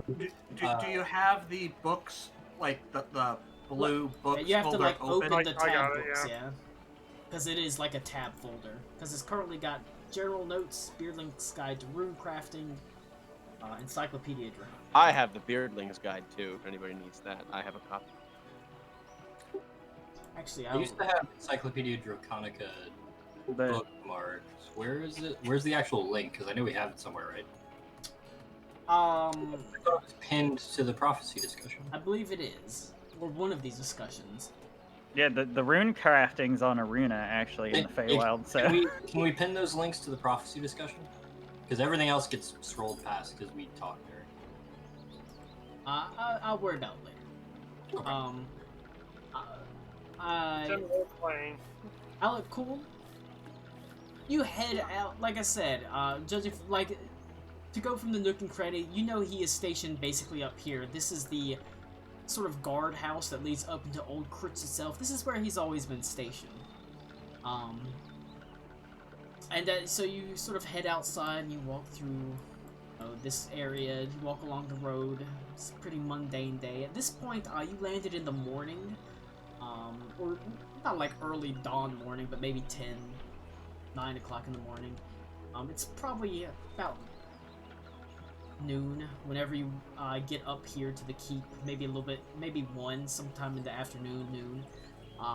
But you do almost immediately see the gates open, whereas normally they would ask permission for people to enter, but almost immediately you see Barkley sort of stride through, a sort of smile on his face. He says, "Bugman! God damn, what's it been, about 3 months? I mean, I certainly couldn't forget a face like that." Barkley is a man in his maybe late 20s to early 30s. Fairly young, and he is wearing the coat that you bought him. A very nice coat of sable-lined fur. And you're happy to see it does look like it's well worn. Obviously it's not like falling apart, he's taking care of it, but it looks like he is using it, which is good because it's cold. Yeah. Hot damn, where have you been? I haven't, I know you left town a couple months ago, but I reckon I ain't seen you since then, or I sure as hell ain't heard tell a hide nor hair about you. Well, I'm glad I remember Barkley's accent too, actually.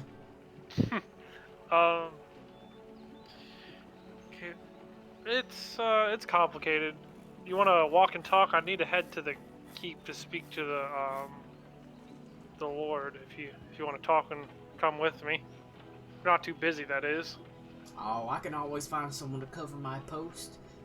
There's a lot of people in town looking for work and things like that. We took a couple of them into the guard, and they're being trained up. I mean, there's only one Barkley, but I imagine a half dozen recruits can do the job okay. Hey Jim, get some of the recruits up on the wall. I'm gonna walk my friend here to see the Lord Von Richten. Just to confirm, because I remember there was some concern about this. Is it Von Richten It or is Von Von Richten. It's just that Google Docs will translate that to It says Von Richter in here, though. It will It's also on translate the Richten to Richter. It auto corrects that. Write it in. So I have to go through and delete it and change it.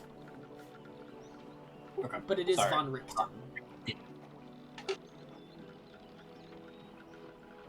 But Just saying, it says Von Richter on the map too.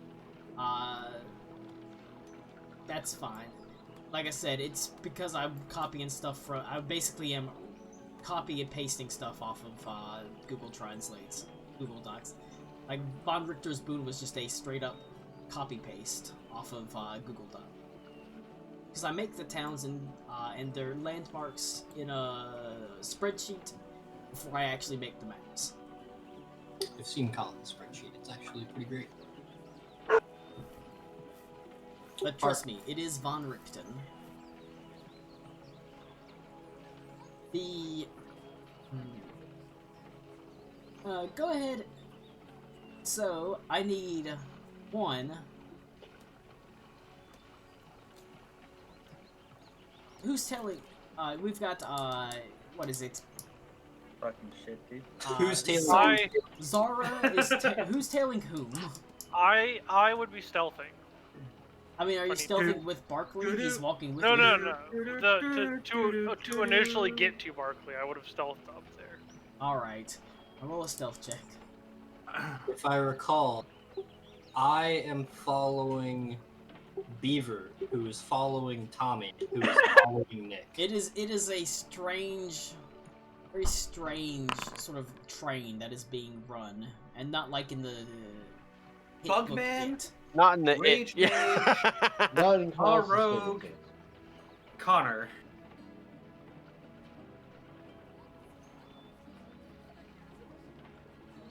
I mean, chances are I'm gonna be walking around town for like 5 hours looking for him. Alright, what was Alec Cool stealth? Got 16. Alright. Real low. There's a chance. There's a chance. Cool. Being tailed by who? Well, Rage I Mage. just heard that he left, and I'm going to look for him, whatever that entails. That's a survival check. Okay, I'm pretty good at those. We did it. 19. Alright, you're pretty well able to pick up on some unusual tracks that are very fresh on the ground from the Nook and Cranny. Dry cream tracks are not like others. They're, one, don't have the same amount of toes, and the toes are slightly elongated, and they have sort of small, jagged protuberances upon them. They're fairly able to pick out in the relatively soft mud that's on the side of the road, and you're able to track them. Are you trying to move stealthy, Eckhart? No. Alright, so No, thank you. it's not too hard for whoever is following Eckhart, Beaver, Klaus. Klaus, you're able to keep an eye on him. You can see he's stopping every now and then to look down at the ground. He seems to kneel and look at the occasional track as he pauses and then quickly rushes forward. He's not appearing to be particular. Or is Eckhart trying to be stealthy about his tracking? Oh, hell no. Alright, it's not hard to follow Eckhart. Yeah, he's not particularly being stealthy. He's just moving on his way, checking these tracks every now and then. I'm just saying, if this doesn't end in a Scooby-Doo-like chase scene, I will be disappointed. I think we're Zara, okay, buddy. Zara, you can see every now and then this sort of, or Klaus kind of pauses, and he sort of will, is Klaus trying to be stealthy as he's walking? What's up? Are you trying to be Is stealthy? Klaus trying to be stealthy and hide his movements as he tracks? Of course. Alright, roll a stealth check.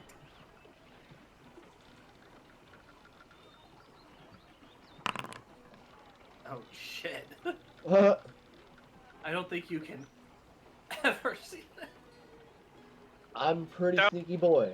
That's what happens when you have a plus 12. I rolled a 4 on my stealth check, Lou, and I still got a 16. You can roll a perception check to try to keep a tab on Klaus. You can try. 1 sec. If Connor's passive perception was not above a fucking 16, I don't think there's a fucking chance in hell. Surprise! He has a plus 13 to perception check. Doubt. Find him. You got. Follow the smell of rot and decay. I don't have that yet. Oh, yeah, you're right. It's coming though. Which is actually very, very difficult because I think trying not to metagame too much, but it's part of the reason why I haven't really committed to the gym yet. Because I can't plan around the sneaky boy part. It's hard to figure that little knot out. Sorry, I'm just kind of looking at my sheet real quick. Connor, Hmm. you have a perception check. First of all, you don't actually know what I can do. He's gonna divine intervention my fucking to find me. I'm Could just you going to imagine? roll a standard perception check. 23. Nah. That's actually pretty damn high, not gonna lie. Good. It's not 31 though. I mean, Yeah. we know Beefy McBeefstick is a rage mage. We don't Every- know what the Ganassi can do. Every now and I then, could legitimately do something, but I don't want to. every now and then, you do catch a brief sight of Klaus, but he mostly eludes you. Fortunately, he's able to stay pretty well hidden for the most part, darting from alleyway to alleyway. That being said, you do get the feeling that he is trailing someone. His movements are very deliberate and very straightforward. If Well, you aren't able to track Klaus, you are able to track his prey, who is not trying to be stealthy. So you are able to keep your eye on the tattooed rage mage Eckhart, the rape mage. the rape mage. I dislike this yes. character development. Yes, Eckhart Just don't touch says mage if hand. she didn't want it, she wouldn't have worn a miniskirt. Oh. Christ, I quit D&D now. Oh no! Oh, we're going dark. I heard rakes. We're going I was dark. like, look Did at you this not wonderful hear gardening Matt mage. alt tabbed? We've been dark for half an hour, buddy. I heard rake mage, so That was I a thought good I joke, was like, It was wow, good. we have the mage of gardening. I haven't laughed that hard in a long time. It's rough. Alright. You keep your head down and you do follow. And soon you see him standing at the, sort of roughly at the gate, and you hang back a little bit and you watch. It seems there was a friend, Eckhart, you can see, you do see that the Bugman is there. He's a bit distant. You can see he talks with some familiarity to the guard, and they turn and enter the gate, and the large gate is basically like a portcullis. Because there's a large wall, there's a gatehouse, there's a portcullis that separates Old Kritz from the rest of the town. It closes behind him as the two walk into the city. You can see several other guards move to take the man wearing the nice, basically Barkley's place. You can tell now it's a little bit more heavily guarded than whenever the Bugman came to it. Great. So I can't follow them. Unfortunately, the portcullis itself has been closed. If you want to continue following them, you gotta find a way to convince them to let you in. Shame. Old Kritz itself. I guess you weren't here whenever they went to Old Kritz. Old Kritz is like the noble and high class part of town, and they don't Okay. let just anybody in. Unless they've got a pretty decent excuse, or they can come up with Oh, a good okay, okay. excuse. So in other words, we went like this way along this road up to this thing, right? And then they're going into this city part that I can't get yes, into. yes, they're going into Okay. this city part. They're going up here. I'm just super bros with the town guard guy. Yes, he's made very good friends with Barkley, but this section is Old Kritz. It's been around since forever. It was the capital of Eisenfeld back in the day, whenever it was just Kritz. It wasn't even Kritz Castle. The Scorched Keep was the original Kritz Castle. It was burnt down during a large siege after. You'd have to reach the Stahlreich document. There was a point in which this area was was attacked by the Jinma dynasty. They managed to take it. They captured the king of Eisenfeld. I have to look at. I think it was Hans von Richter. They took him and they held him under the Scorched Keep. He received the second blessing of the Forge, which was the creation of steel, and then he used steel weapons to like lay siege to this. He ended up burning down the old castle, which is now the Scorched Keep. They built a new castle. This whole bluff region is like the old city, essentially. Gotcha. Look, So I Colin just saying in the same breath, you have to read the stall rank document, and then proceeds to tell you everything about it. so I did see them go There in. is more to it than that, but Yeah. uh, So I'm not far behind, right? no. Okay.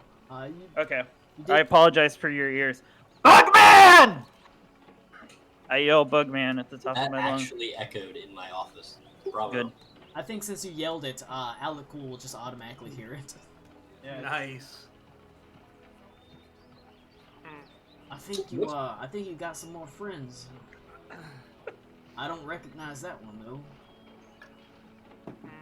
I don't know anybody that sounds like that either. So.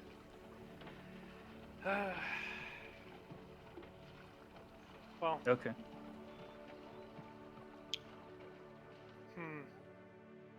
If that doesn't work, I will just put my totem down and I will chill in front of the gate awkwardly until he comes back.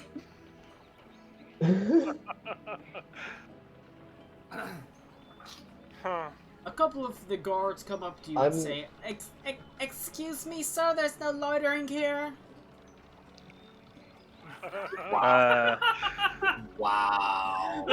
You can't just leave your totem here. We've got all sorts of carriages and things that have to make their way up to the old town. If you want, you can wait off to the side of the road, but we would prefer that you remain in in Nook. I can offer you many very fine inns for which you can wait. I go Yeah. back. That was good. Are you sure about this bug man? If we want, we can get rid of him. I feel like it doesn't matter. So let's save the people Oh, come on. at the gate the trouble. Your kind soul. Alright, boys, open the gate. Let's have a talk with him. As the gate sort of slowly rises up and Alec Cool and Barkley approach. You can see Barkley's hand strays to his sword. He doesn't draw it or anything, but he is ready to... I mean, he is a guard at the end of the day. If there's any kind of trouble, he's ready to deal with it. But Eckhart, you come face to face with the only Thrycreen you've ever heard of. Hell yeah. Thrycreen you've certainly ever met. I'm gonna do the get up rest. high. Oh, what are you doing? I'm gonna get up high, getting ready to like get the drop on Oh hell yeah. on Totem Man. Fight me.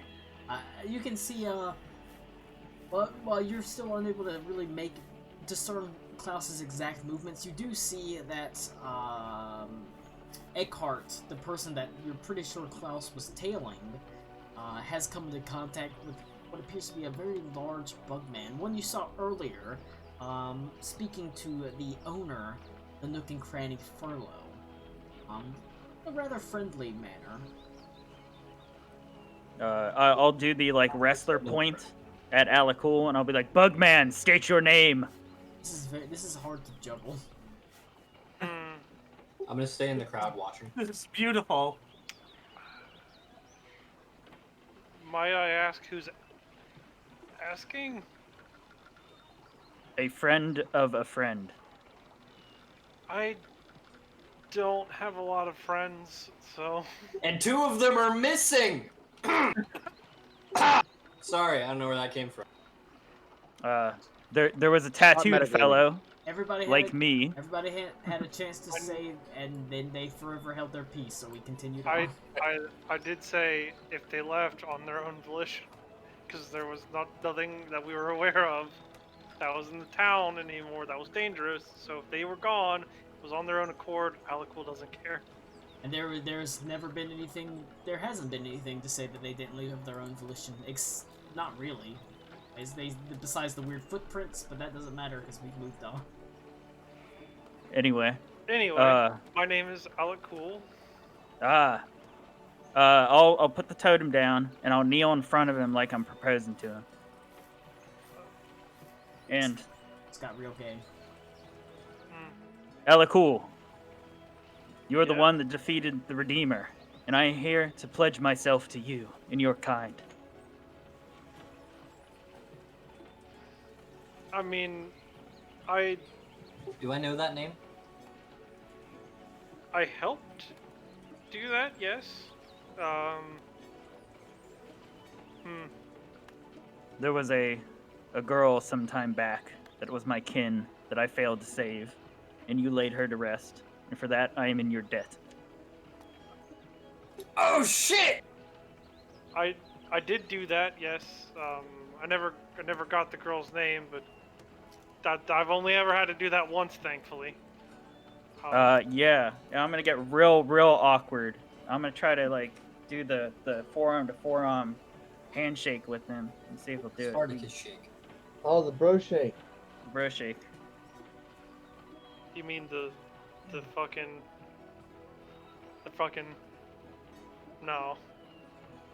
Do you just deny me? I do the fucking Arnold Schwarzenegger fucking Predator. You son of a bitch. Yeah, Okay. no, I That's do a pretty good back. Hell yeah. And then I'll give you a hug. Like actually hug you. that's, It's got real gay. It did. this is a new experience for me. Well, Barkley, do people do this often here? Oh, He this looks is at great. you like, I don't know what the hell's going on. I've never seen this person in my damn life. oh, cool. She was so young, and you did her a great service. And I start crying. Oh, this is really awkward. We should get out of the street. No, they need to see this. Emotional Everyone needs hate. I don't Express their emotions. Men's eyes were made to I would- see. Let them watch. I would be awkwardly sweating if I had pores. Hey, Anyway, Bugman, where's the lizard and the rest of your party? Karakwa has decided to take his pupil to the Whispering Glades. As I recall, most of the rest of my party was still in the bar or just around town, so Yeah, Kyle's they're here adjacent. Oh, Jesus Christ, Ziggy. just like looming like Batman, just like with a puzzled look instead of just edgelord. Was it Bloom? Fuck, I can't think of the adjective. Brooding. That's what I was looking for.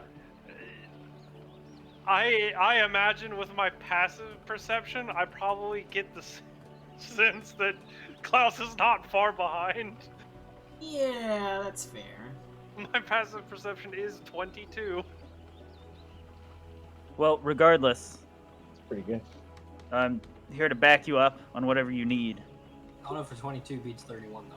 It doesn't. Thank God we just It- completely it- believe this person, and he doesn't have any ulterior motives that he might actually just be out to take out our party. What do you think? He is covered in tattoos that we're familiar What do you with. so. think, Alico? If we want to get rid of him, we can get rid of him. Kill him right here in the street.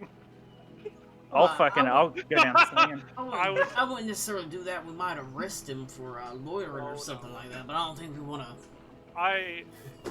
If this person knows any of what he's just said, then they're to be trusted. They can come with me. Well, Hell yeah. normally we wouldn't let your cat. We wouldn't necessarily just let anyone in, but you do got the good word of someone that I've grown to trust over the time. I've known him. So we'll let you in as long as you'll keep an eye on him, Alico. Make sure he doesn't wander off anywhere or anything like that. I will preface, Barkley, you did hear him reference the Redeemer being defeated, yes? I did hear something of that. Please keep that to yourself for now. It's a bit late for that, bucko. That shouldn't necessarily be a problem. Most of the people here, honestly, they wouldn't know what the hell that's even talking about, to tell you the truth. I'm actually on the way to tell the Lord about that. He has a little bit of a personal tie to the matter, so he needs to know what happened. I understand completely.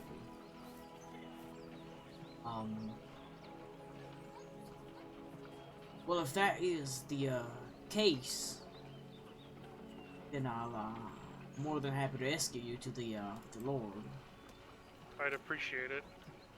And like I said, that this gentleman's more than welcome. And if any else is from my party comes, just point them in the direction. Of course. And that's what we're here for at the end of the day.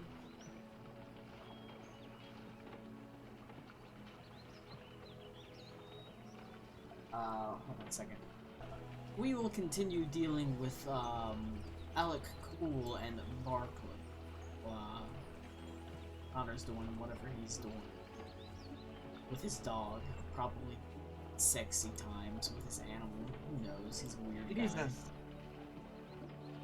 guy.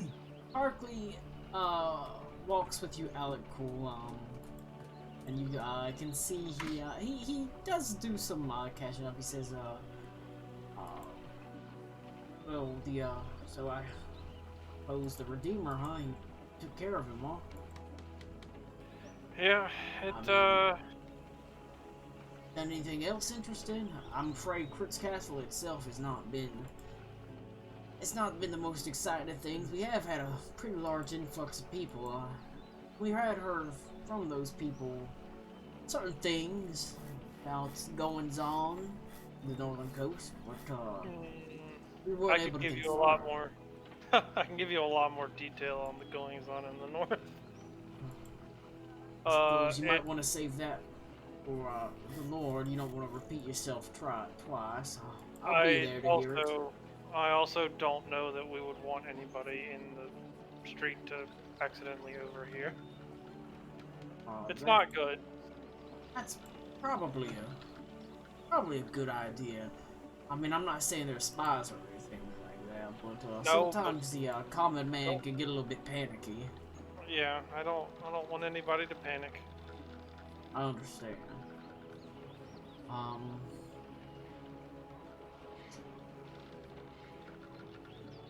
So, who's your friend exactly? Oh, in one of the towns we stopped in, there was the lord of the town had one of the Redeemer's men hole up in there, and he was doing terrible things to some of the more native nomad people. And he was torturing and experimenting on a little girl. And she wasn't quite dead when we got in there. So we put her out of her misery because she was incredibly suffering. And we buried her, and then killed the man that did it. So he says he's family of hers. I'm terribly sorry to hear that. That is a dark happenings. Dark happenings indeed. It was a lot of dark happenings there for a little bit.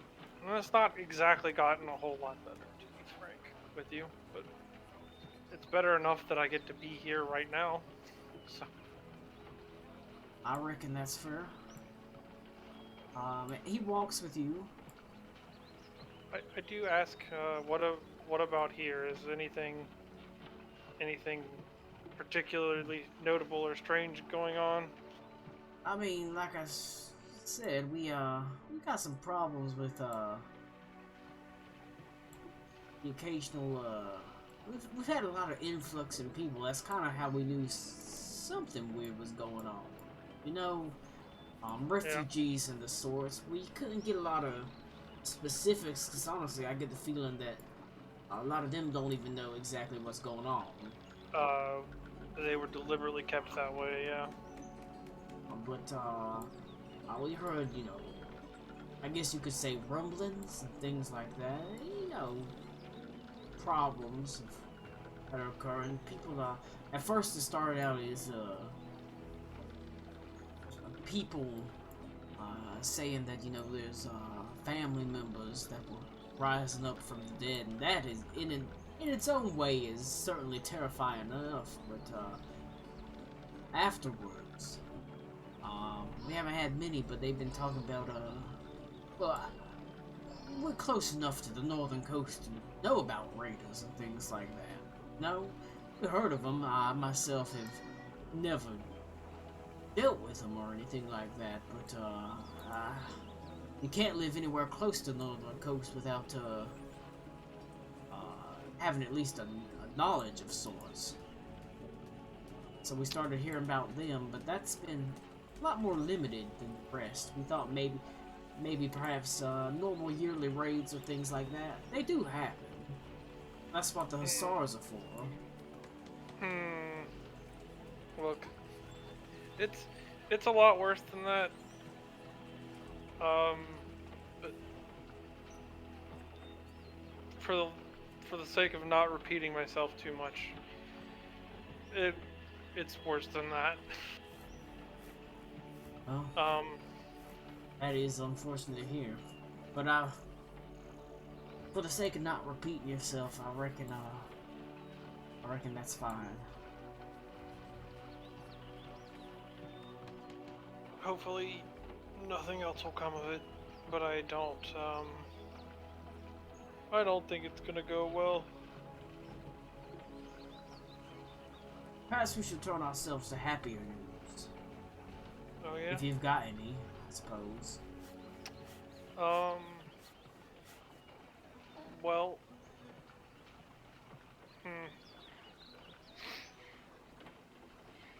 I'm not dead. Exactly. My my second place prize winning bird is still alive and with me. Well, that is something to be joyful for, I suppose. Not all of my friends are gone. What happened to the first place bird? There was no first place bird. The first place was a horse. Oh, didn't mean to interrupt. I just wanted to know. Hi, it's okay. I won a horse race on an emu, and disgraced quite a lot of racers. That sounds real exciting, actually. It was something. It was something. It might not have been exciting, but it was something. It was definitely something. Anyway, sorry. Continue. It's all right. I imagine we're getting close to the keep. At this point, you are drawing close to. Barkley tries to tell you some of the happier news around town. Some of the happier news on his, and sort of sadder news on his own personal life. Barkley has not been, doesn't seem like he's been particularly successful in love. He's gone out on a couple dates so far, but, so far, he's never clicked with anyone, and it's unfortunate. But, on happier news, your fancy coat has given him the appearance of someone who is probably of a higher kind of nobility than you would expect. Someone who is perhaps a little bit better well off, and that's gotten him another promotion. He says it's surprising, but just a little bit of nice clothing, and I mean, I haven't lied to anyone or anything like that, but you'd be surprised just exactly what nice clothing and perhaps a little penchant for not exactly telling the whole truth can get you. Well, I'm glad to hear it. I'm glad to see the coat has been useful in more than one way, even. Well, that it has been. As he leads you up to the front door of the estate of Kurt's castle. There, you can see almost the people, the guards, kind of like stick their head out, and they look at him, and they look at you and say, He's with you, Barkley? Yeah, he's with me. So is his friend. Alright, and they let Barkley in, seeming to kind of trust him. Like I said, Barkley seems to be someone that has a fair amount of clout within the town as they open the gates and allow you to enter to speak to Lord Jurgen von Richter. As you can see, Barkley stops and he talks to one of a servant. It looks like he's talking to a servant of some sort as he's in. Go fetch the Lord von Richten. See that he is suitably informed that there are people here to see him. As they go to fetch Lord von Richten. You're stuck kind of waiting for a while. Sometimes this happens where certain bureaucrats or members of the bureaucracy are kind of, you know, busy. They have matters to attend to besides meetings. You gotta shuffle some papers. Basically, besides meetings with someone who's relatively, I don't want to say lowly, but of a significantly lower class than them. But eventually, after waiting roughly an hour, Lord von Richten is available. During that hour, does Eckhart do anything? Say anything? I'll ask if I should wait politely outside or come with him. You can come with it. I don't see the harm. If you're gonna stick around, then it's something that you either ought to know or should already know. Well, I have a base understanding, but anything you need, that's what I'm here for. Well, like I said, it can't hurt to have you informed, so. Alright. Man. Did I don't know, did I start out with any food, Colin, or anything? Or supplies of that nature, or do I need to get some? With a full Frontiers cookpot. Oh, hell yeah. Travel.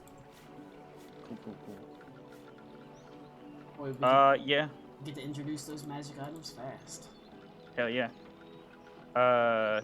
I guess if it's not like super disturbing anybody while they're having the serious conversation, I'll listen and I'll hang out like in a corner and rummage through the cook pot and make sure everything's there and organized and nice, so forth and so on.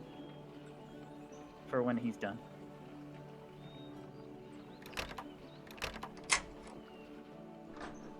All right. You can.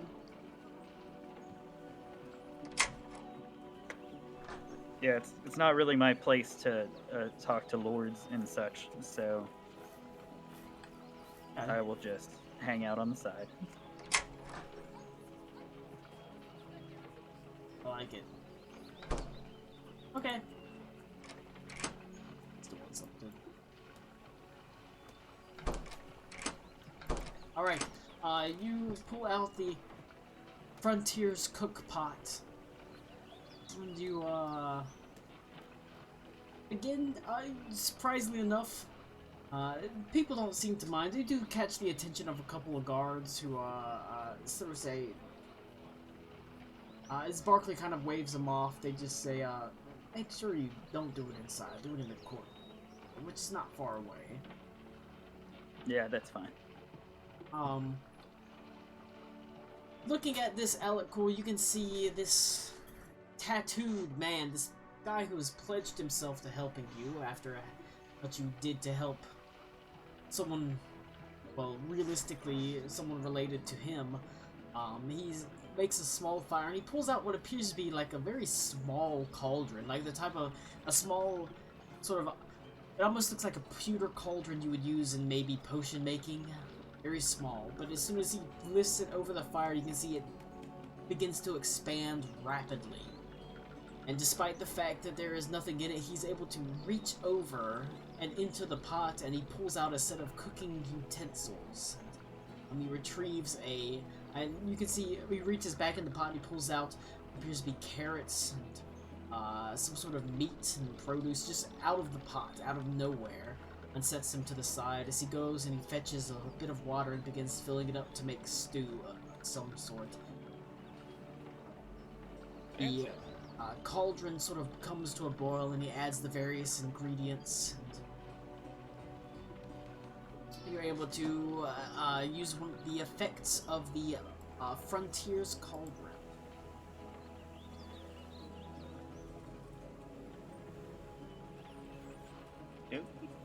And what is that? Go ahead and tell everyone what the Frontier Cauldron is. Oh, Jesus, okay. Did that? A magic item I made up absolutely today, in about an hour before we played. Yes, pretty impressive. I have to pull up D&D Beyond. It is not on my Foundry. What? Is anyone familiar with the is it the cook or the chef's feat, I believe? It is the chef feat. Yeah.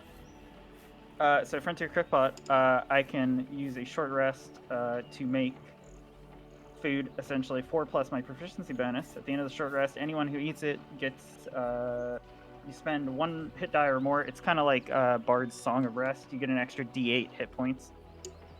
And then I also can work for an hour and make treats that last 8 hours, and you can use a bonus action to eat them to gain temporary hit points equal to my proficiency bonus. So Okay, so it's basically the chef feat, but a magic item? It is a Yes. chef feat, but magic item, and it Okay. does not get the ability score increase. Yeah, think of a Gotcha. magical haversack, but a cooking set is how I think of it in a way. So I just I was thinking like a cauldron like that doubles almost like a bag of holding. yeah. Just put it there. Yeah, that's Yes. essentially it.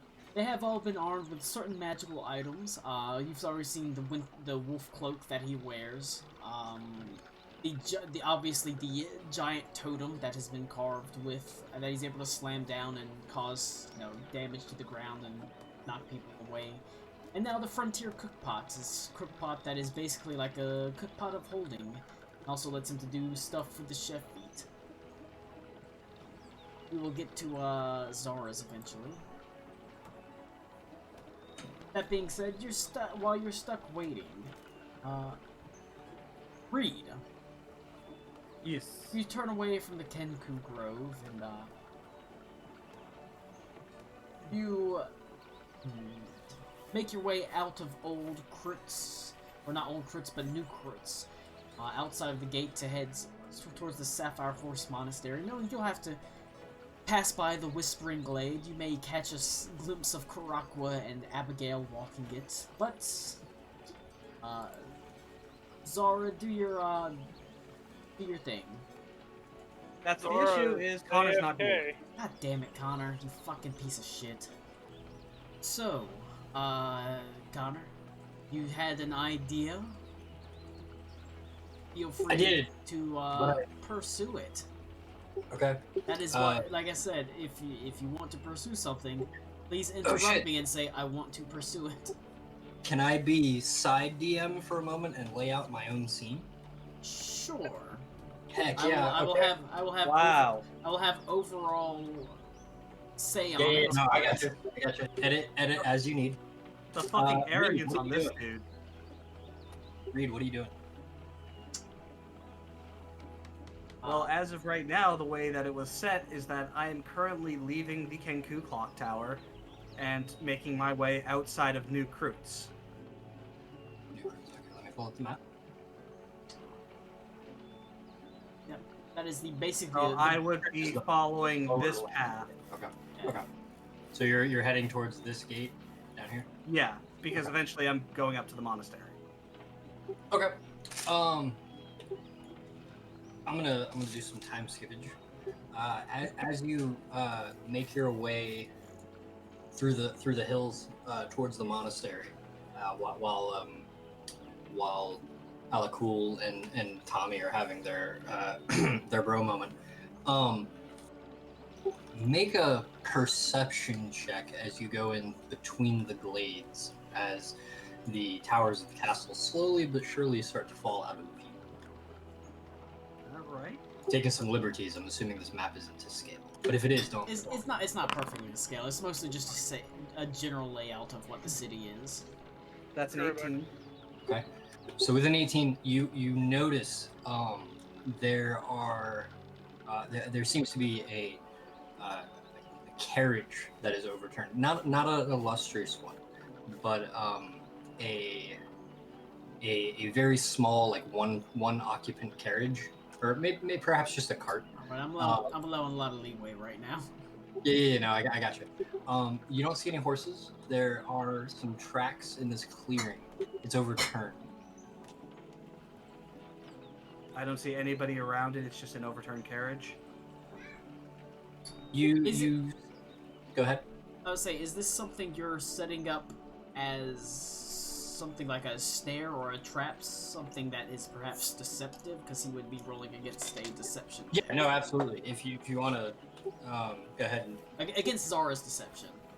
sure. I mean, I don't see any reason why I would. That's See what I anything. was. I didn't. Well, agree. that would be a passive insight versus Zara's deception then. Passive insight would be 13. Nope, I'm just. Alright. Now, it appears that there is indeed something, the scene is absolutely as described. Something has happened. You don't pick up any signs of any, perhaps, previous setup at all.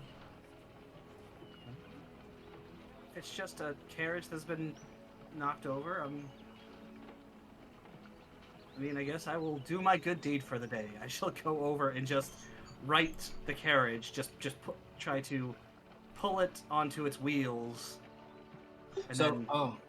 sorry, it is an enclosed carriage. There is an occupant.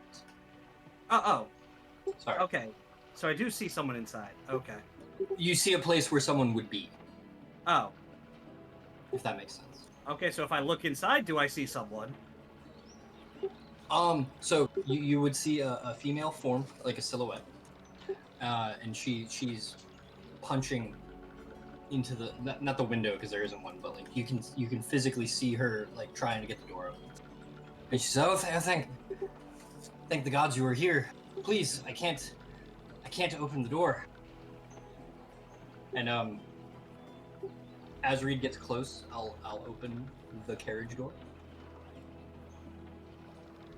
And so, "Oh, thank you. Seeing you had inspired me to find my inner strength, I suppose."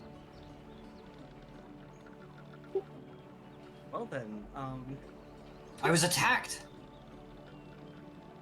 I thought this close to the castle there would be no bandits, but there was no place for me in there. So I came outside the walls, hoping I could find respite, and I was attacked.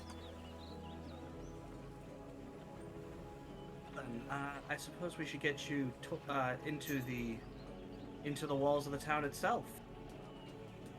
If you think that is best, please. I'm certain it will keep you safe from whatever ruffians have done this. And Reed will... They've been gone some time. I couldn't get the door open until you arrived. Alright, well, Reed will just... I mean, is she still in the thing? No, I would climb her out. Oh, okay.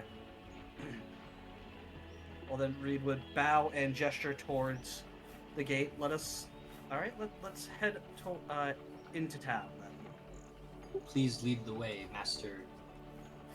Underbow. Reed Underbow.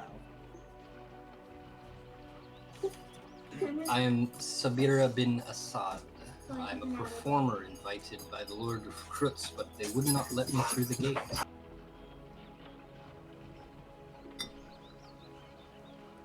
Alright, well, let's see if we might be able to persuade them further. And My dogs are going insane, Lou. I'm sorry, I didn't hear that. Yep. I said let's see if we can persuade them further, and Reed will begin to walk. Samira, you said? towards the gate. Thank you. I don't think they're very receptive to foreigners. Have you been to Beaz Kumlahar? Say I have, but I do know of and have a friend from there. Oh, a friend. What kind of friend? A good friend. Your girlfriend? No. Oh, that's a Nothing shame. of the sort.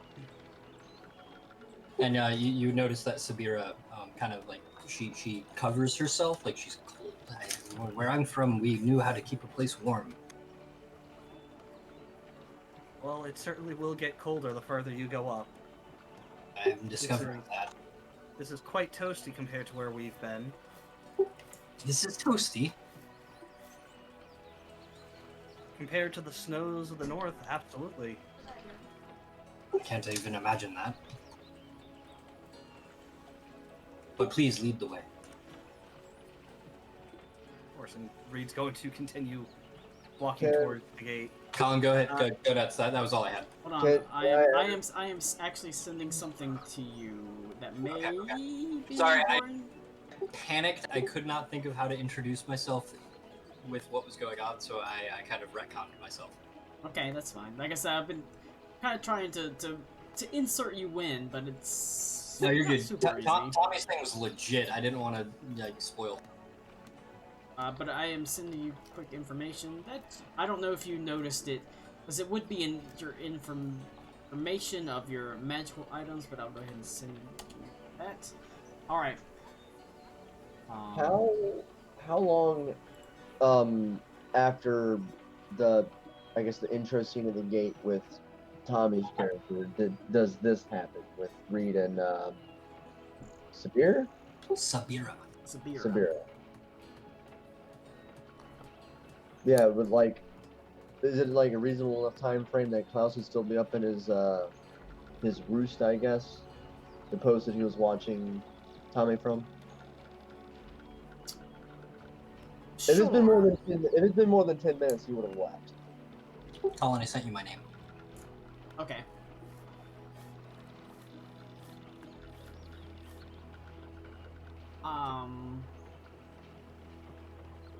It's probably been since this whole setup, since Zora has made her own deception to sort of pull in Reed, and since Alec Cool has traveled up with Eckhart, that has been more than 10 minutes. It has, because it would have taken time for them to separate and set up all that up. Okay. So it's up to Klaus as to what he wants to do. If he wants to continue pursuing Eckhart, and then, or likely, I don't think Connor's character was being. I don't know if she was being stealthy. So you might To leave? Stealthy to leave? Yes, she would have been. I can roll for that if you Well, like. go ahead and give me a stealth check, and Beaver, give me a perception check. Okay. Using a spell slot. Actually, no, not using a spell slot because I don't have to.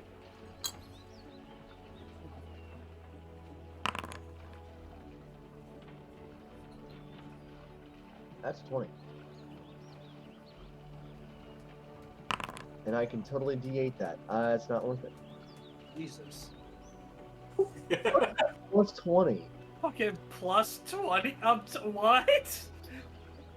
On what skill? I went to stealth. I don't know what the fuck he built, but goddamn. I'll message Colin so he's not confused. If that is the case, you Oh, don't it's get a the magic item. feeling. Okay. You don't get the feeling that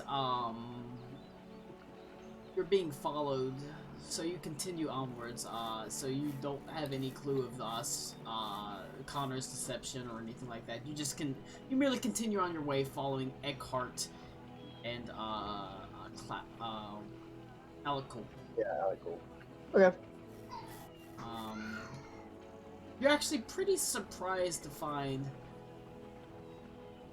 entrance with your stealth check. Entrance into the city is fairly easy for you, or entrance into Old Kurt's fairly easy, as they are opening the gate to let carriages come and go, and you're able to slip in and continue following and tracking the trail.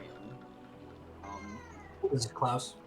Klaus, yes. We got a whole lot of people stealthing, so I wanted to make sure. I mean, I know it's a Poor weird Klaus. situation that we are in. I'm It's a back. real who's on first. What would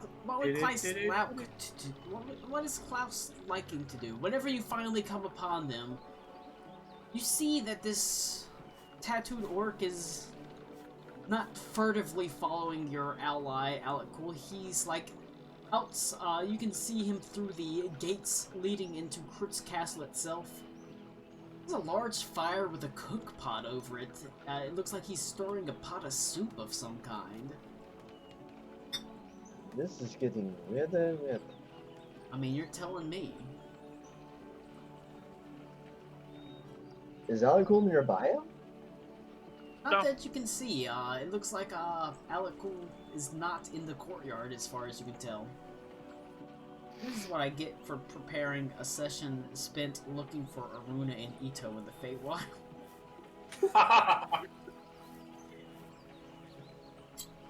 That was your first mistake.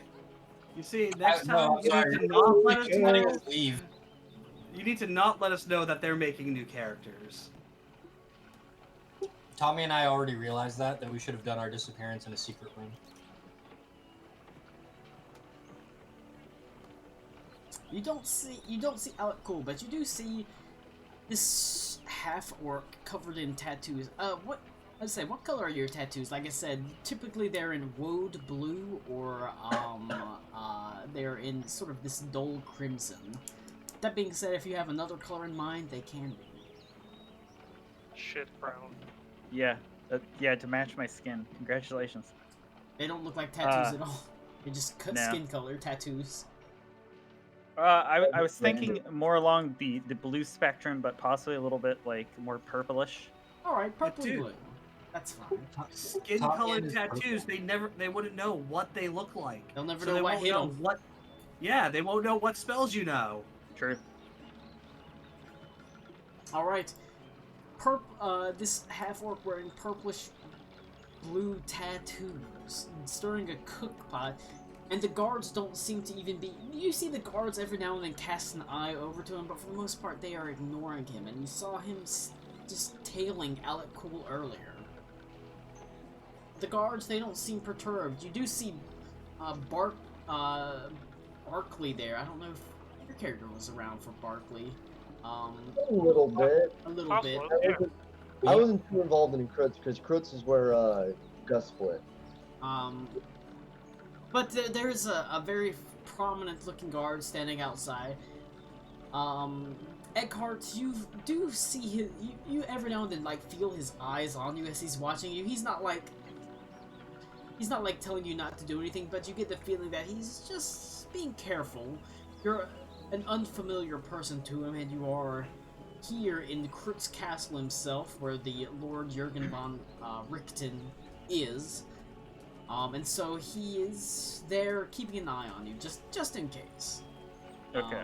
But he's also, at the same time, since you're not doing anything, like, dangerous, he is allowing you to continue onwards. Cool. You're literally just a weird groupie. Essentially. Yeah, dude. So that's what you see, Klaus. You see, Eckhart there, you see,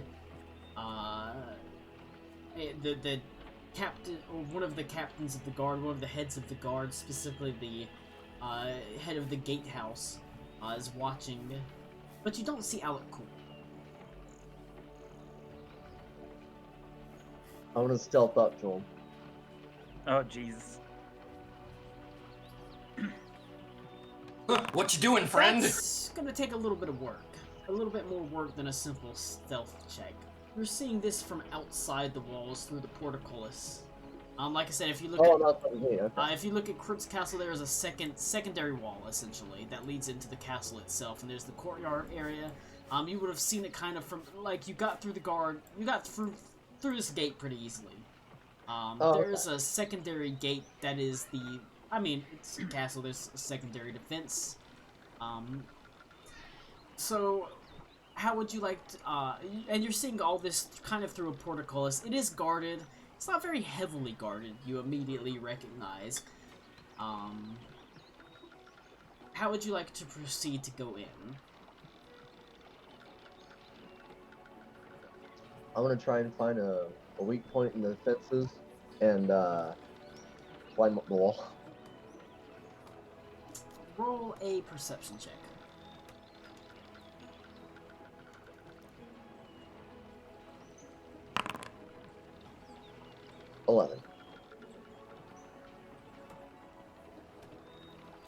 The wall appears, as far as you can tell, there are no weak points in this wall. It looks like it's been fairly well maintained. As a line of defense against one of the, not just the lord of the entire Grunwald and Vergilt Plains, it's also a member of the direct lineage of the Emperor's family. They're not going to shirk on these defenses. And so you do not see a very easy or very good place to kind of climb over.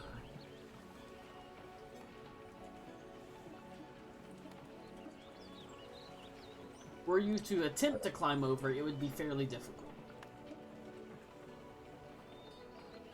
Unless you had some sort of aid, grappling hooks, that kind of thing, climbing pythons. Yeah, I've got that. I've got climbing kit and grappling gear. All that shit. That will allow you an athletics check straight out, as opposed to an athletics check with disadvantage.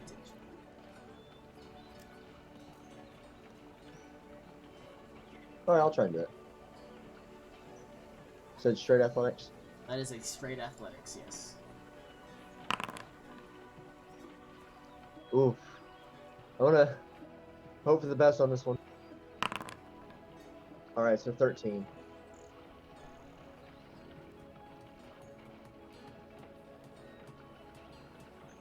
From the side bolstered neck. Alright. 6, 17. Alec Cool and Eckhart. As you are, Eckhart, you're out there stirring the pot, and Alec Cool, you're kind of there waiting for your audience. You hear whistles from on the wall as someone says, "Intruder! Someone's trying to scale the walls!" Almost immediately, Klaus, you can see you were How far does that carry? Not far enough down to you. Okay. You're well outside this area. Oh, Unfortunately, your athletics check was not very good. Not good enough. And they, the walls, like I said, were well manned and they're well maintained. And so someone unfortunately sees you trying to scale the walls, and almost immediately, half dozen guards begin to congregate on the area. As you, I'm gonna drop the rope and cast darkness. Fuck it. Alright. Wart. How many, Okay, Alec, or Klaus, what's your armor class? What's your armor class real fast? 17. Alright. You hear the of crossbow bolts being shot into the darkness at you. They do have disadvantage, but they are shooting down at you. So that is going to be a 14 versus armor class. So so you can feel the wind from it echo over your shoulders. There is a third. It's a 15. Then that is going to be a 17 versus armor class. So one would... It's been a long rest since Primrose, right? It has been a while. You have had a long rest. It's been 2 weeks, technically. Okay. I'll use a spell slot and cast shield. Just not get hit. Alright. One, you can feel one, pierces your shoulder, and almost immediately you react and bing! Bring up shield as they are firing into the darkness, saying, "We've got an intruder! There's an intruder! Protect the Lord von Richten!" Alec Cool, unfortunately, your meeting is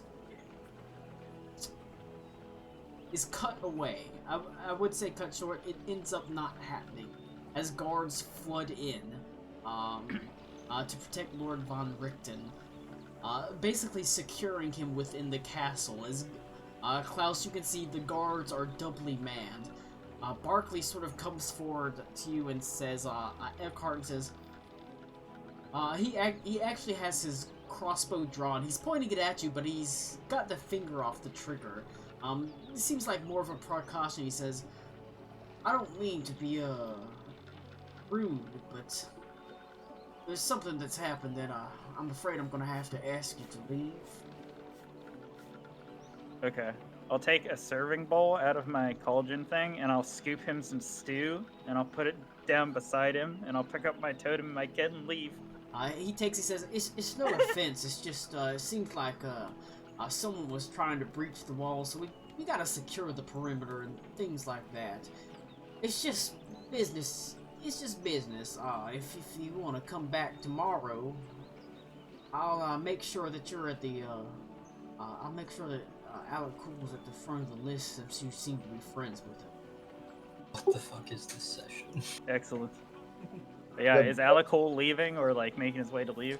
And Barkley does go to you, Alec Cool. He says, it seems like someone's tried to breach the perimeter of man, and we got protocols in place, you understand?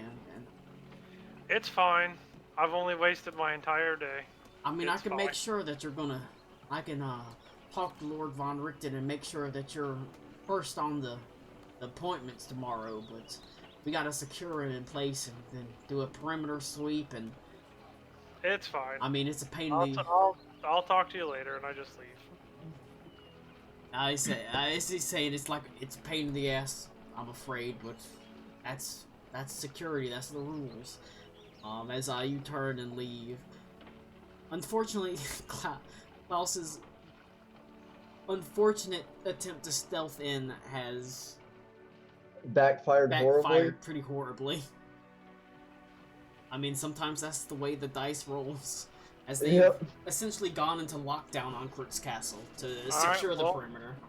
Hell yeah. I stand outside the keep, I hit T, and I wait for 8 hours. Well, there's no need to do that. I don't have anything else I wanted to do, so I will just go to the inn and go to sleep. I say, as you leave, you find... you just look around, you see that Reed is helping an Earth Gadasi from an overturned cart.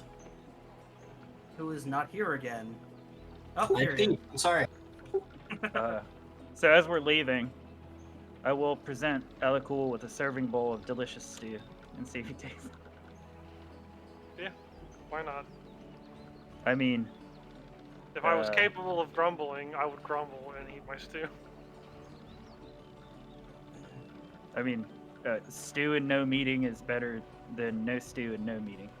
That's true. That's actually pretty sound. That's Oh, fair. enjoy your cart assistance, Reed. I wave, eat my stew, and I go the fuck away.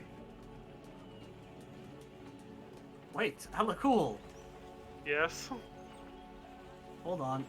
This this lady here appears to also hail from Beyaz Kulamar.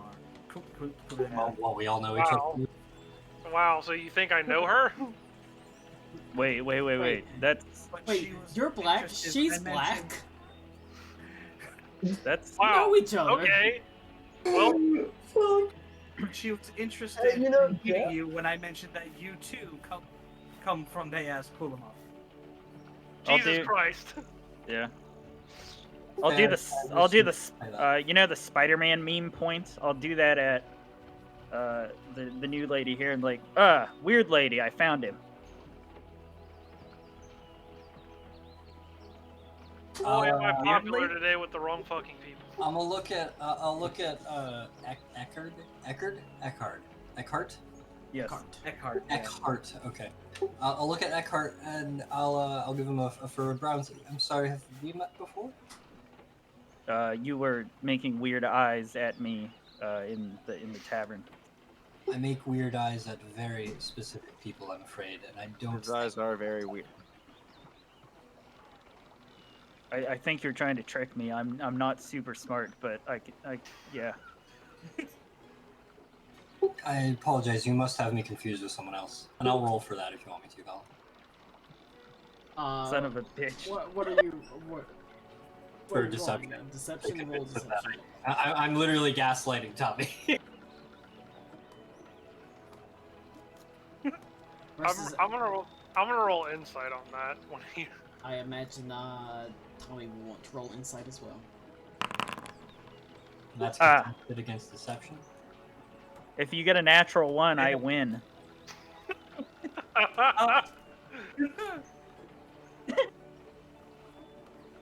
Excellent.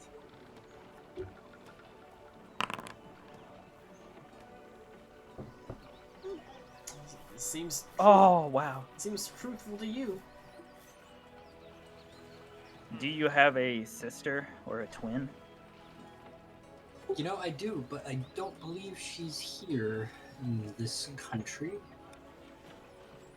Last Elicool. I checked, at least, and she's a bit odd, but I don't believe she's here. Elicool, I hope there weren't any weird I mushrooms don't in the like stew. Colin rolling off screen. That ain't cool. Okay. That you hope they're what? I hope there weren't any weird mushrooms in the stew, and I'll check my thing to see if some of the food went bad and it's fucking with my head. I like. Well, Would Alec know a weird mushroom if he ate it? Nope. And I slurp the stew. It's delicious I mean- stew. I put my mouth parts in it and like slurp it. I'll watch that happen, and I'll just kind of stand there stunned a little bit. It's a delicious stew. One that girds you and fills you with strength. You gain temporary hit points equal to the proficiency of Eckhart. Yep. Well, I do not know who you met earlier, but Sabira here was trapped in a carriage. The guards wouldn't let me into the city. They said I needed an appointment to see the Lord Rickman. And when I took refuge out in the foothills, my caravan or my carriage was attacked. I suppose perhaps even this close to the walls there are still brigands. These days, yes. I think one of them tried to get over the wall, so no one's having any appointments. Yeah, no Then- appointments till tomorrow. Anyway. Perhaps this is another matter I can bring up with Grigor. Who's Gregor? Oh, Connor knows who Gregor is. Sabira does not. Okay, so this is a me question, Colin, because I'm like, I got hasted information on who I was looking for, so I was going on. I know who the Lizard Man and the Bug Man are, because the rest of the party's pretty mundane, right? Yes. Like other than like Aruna. I don't know if I would call Ito mundane, but compared to those two, yes. Mundane is Yeah. a human as far as like hearsay and rumor goes. Also, Okay. isn't Klaus like half a zombie? He's Yeah. a human as far as hearsay and rumor goes. Yeah.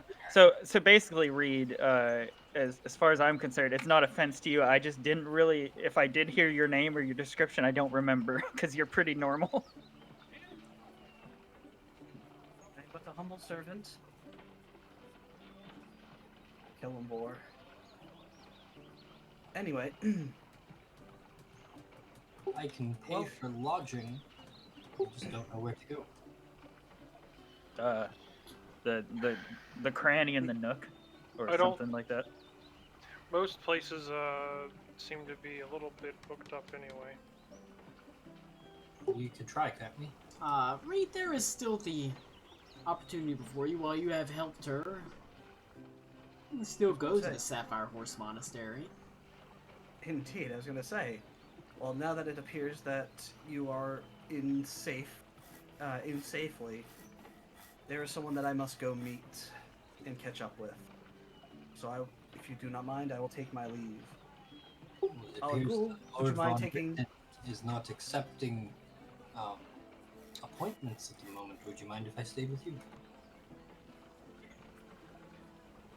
And I'll look at Al Cool with literal stew slurping down his mandibles, and I'll kind of cough. Can he slurp with mandibles?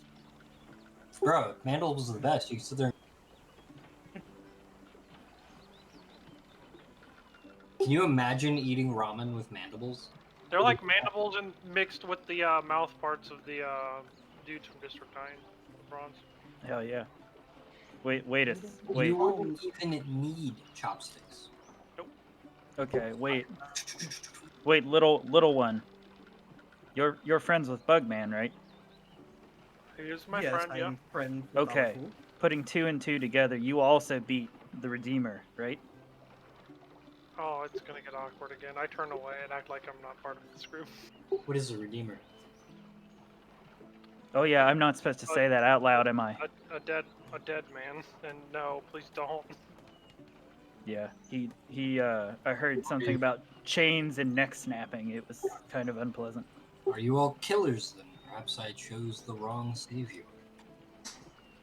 No, not killers. Anyway, little man, you beat the Redeemer? True, I was there. We put an end to him. Cannot say if it was exactly how I wished for it to end. Oh shit. I'll try to scoop Reed up and hug him.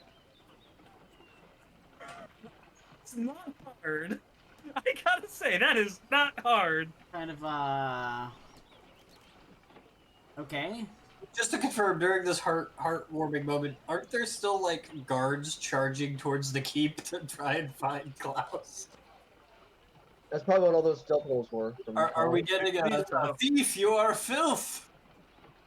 Yeah, when I pick him up, I'll be like, That was part of the, that was essentially the attacks that were made against him. Got it. Okay. Yeah. But anyway, when I pick him up, I'll be like, you're awfully brave for someone so small. And I'll be like, thank you for helping her. And then I'll put him back down. Well, I cannot say. I do not know exactly who you mean. There have been many we have helped along the way, but I accept your We'll fill you in a little bit more gratitude. later. It, Wait, Lou, do you literally not know who he's talking about? Oh no, I know. Oh, okay. I was gonna say, holy shit, dude, it's so good. Yeah, no, I know, but like,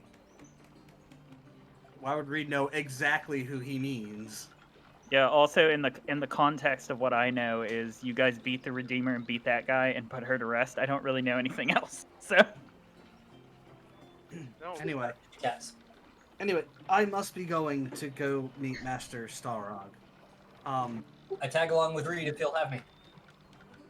I have no qualms with you coming with me, but we will be exiting Kurtz again, just on the outskirts, and I mean, he's gone, so I don't really know why I'm saying this now. oh yeah. Oh my god, I hear that baby splashing in the bathtub. Oh yeah, dude. Okay. I mean, Reed? it's better than his That, jigsaw that concert kid, earlier. that kid loves macaroni and cheese and bath time.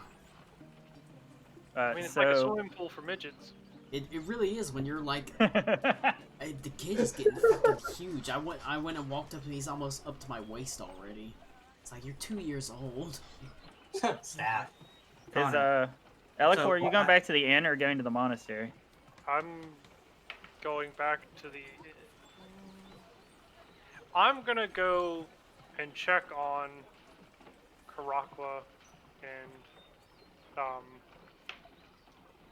what's her face? Abigail. Shit. Okay, I can't pass up on meeting the lizard man, so I will follow you. And I'm gonna go see the Zephyr Quintessent because she was also a friend of mine, just less of one than for Karakwa. Okay. Yeah, I'm tagging along. And I inform you, the Lizard Man is where we are going. If you would, I assume you would also still like to meet him. As for everyone else, they're somewhere.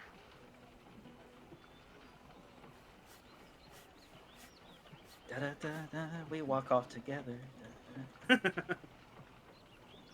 fine. Tommy, I can't believe you rolled a fucking 8. It's so good. Yeah.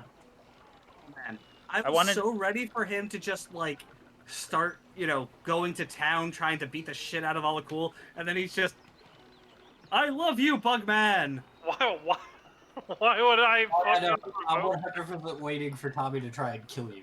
Like 100%. I thought he was out. He was pissed for something. I mean, he's a rage mage. Come on. I've done nothing to nobody. I done nothing. Maybe Reed, my path of conquering my rage is my Alright. real superpower. From what Klaus has seen, he's still not rest assured that Tommy's not a threat. I would like. Might be even more of a threat. All right. Let me a brief pause for me to get track of what everyone is doing, because we're going in a lot of different Yeah. directions. Ito, what are you doing? He is apparently following me. Sapira is Okay. tagging along with Luke. Yeah, I'm gonna call you Ito until we get an actual name of your character. Sure. Who all is going to the Sapphire Horse Monastery / Whispering Glade, because they're right next to each other? I suppose that is me and Oh yeah. Eckhart as well. Unless they're not actually in the Whispering Glade anymore. She is too weak to leave the Whispering Glade. The I magics keep her figured. safe. Cool. Read. Monastery. Well, I'm going specifically to. Alcool and Eckhart are going to the Glade.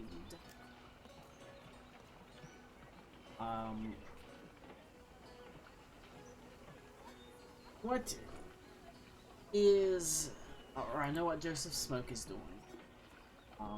What's Klaus doing? I'm still trying to dip off the wall, if I remember correctly. I mean, you, I basically made it so you darted. Go ahead and give me a Okay. stealth check. Okay.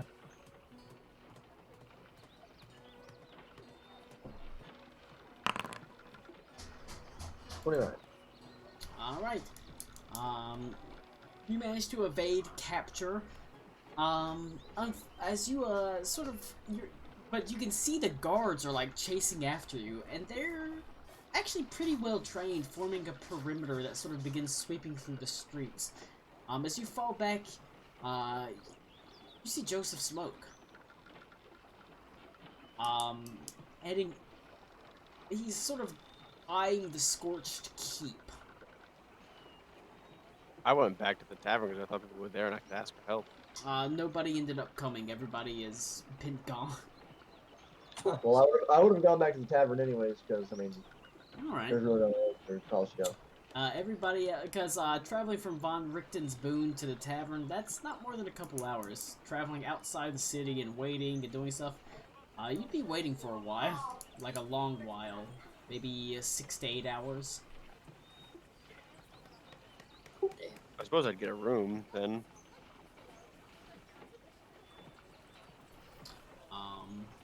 I already paid for rooms, by the way. Rooms are already paid for. You, find yourself waiting in the Nook and Cranny. If you're being, Klaus, you're being kind of pushed away. You're basically being pushed away from Crit's castle. Right. As they're sort of fanning out in the streets searching, you are able to avoid them.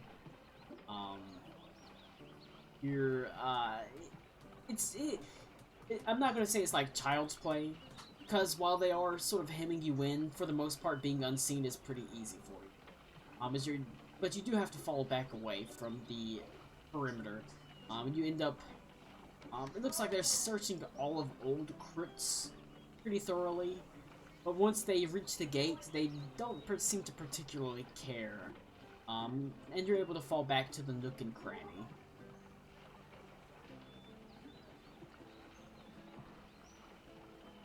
A little too much excitement for one day. An unfortunate turn of events. You were unfortunately caught, but there you're able to run into Joseph Smoke. Oh, hey there, buddy. Hey, I Shit. need help. I need help with this thing, with the castle. The burned one, not the good one.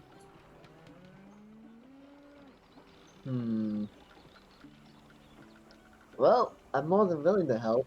There's treasure in the end. Now I'm really willing to help. All right.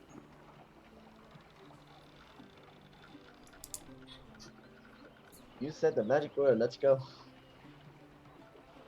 Loot. Is that next session, Colin? Because it is 8 o'clock. That actually might be. I'm trying to get everyone pulled together. Good luck.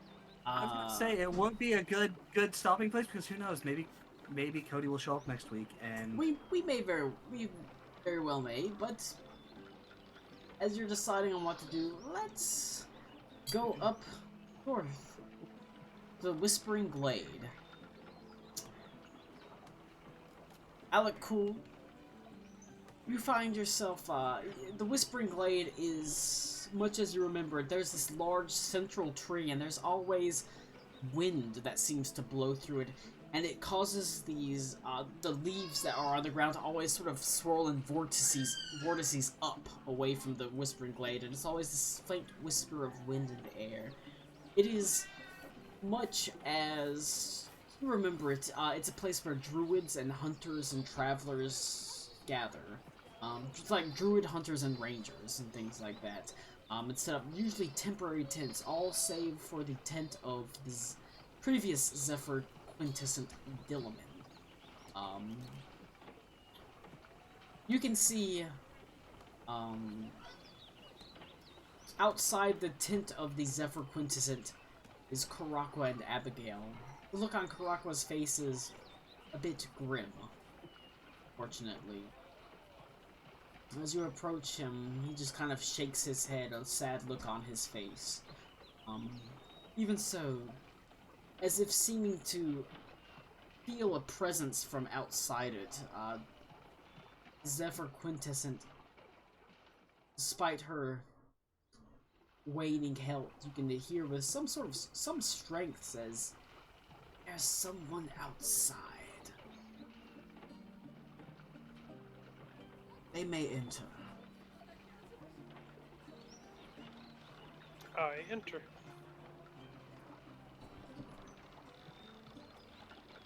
It's much as it was before. A simple tent, but with lush, sort of plush carpets, torches that burn dim at a bit. There's a large cushioned, it's not really a bed, it's more like a lounge, like a chaise lounge that she sits upon. But she looks bad. Her hair was previously silver, but it's now fallen out in patches. Her face, not the youthful face you would expect of an elf, but sunken in, aged. As the Zephyr Quintessent has passed on from her to Abigail, so is it sapping her life, that power pouring into the Zephyr Quintessent's totem that now sits around Abigail's neck. And even so, she smiles grimly and sits up. "Yes, I help you." Well, it's been a while. I figured. But it feels like ages. In your condition, I can imagine. Yeah, I still have years yet, I suppose. Not many, not by the lifetime of an elf. Well, I knew Karakwa would come and see you, but Yes, it's I a shame figured I he's would not also here to come. speak to me in person. Shit. What an asshole! He just walked in, saw her balding. I was like, I hate bald bitches, and He leaves. cried like a little girl. He's no longer the wildfire totem. That's Eckhart. Yes. Mission complete. Got him. So was Karakwa outside of the tent there, Colin? Rock was outside of the Yes. Zephyr Quintessence tent. Okay, I'll do the greetings and stuff with them, except I don't hug them. It's a very respectful, I know what he is I seek type this. of deal. Karakwa says, "I seek the city that I seek." No. But yeah, I'll let I don't Alec think will Cody go will next. ever live that down. How can I help you? Well, honestly, I just wanted to come and thank you again for your assistance, and wanted to make sure you were all right. No need to. Thank you. Was a sworn duty. And it will be Abigail's one. If you wish to pay me, you merely have to do what you are doing, seeing that she is safe, that she has the opportunity to learn, grow into what she is to become. I've spoken to her. She's very different from us. I was ready. I had lived hundreds of years before I took on the mantle of the quintessent. She's lived only 10. Yep. She yeah, she's not a very experienced. She does quite the good job. Her growth has been quite fast, even. Yes. She even, Karakwa tells me has a certain affinity for transformations, which, surprisingly, I myself was never particularly good at. I suppose that goes to show you that while she has inherited the totem, not every Zephyr quintessent is the same.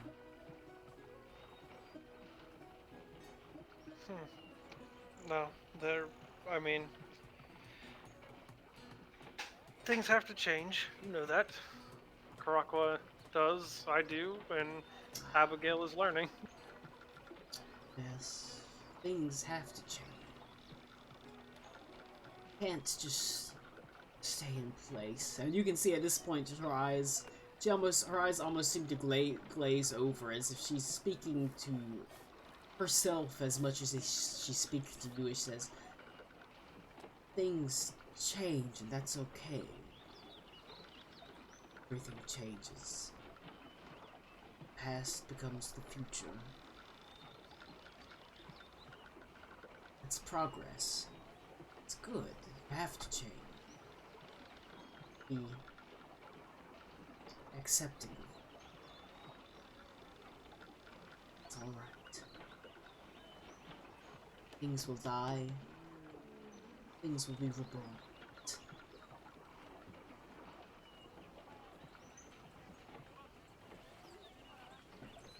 True enough. Yes. As her eyes sort of focus as soon as you speak to her. Yes. True enough.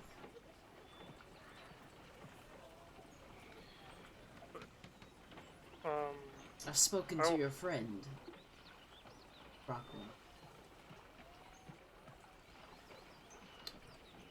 I haven't sat on my laurels. In fact, I think I've sat on my laurels less than I was the Zephyr Quintessent.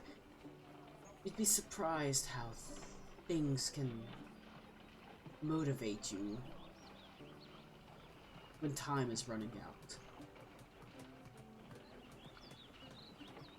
Can only imagine. I only tell you of this because Karakwa was distraught for my current condition. I fear he was not paying as close attention as he could. I have inquired as to an artifact, Staff of 4 Seasons.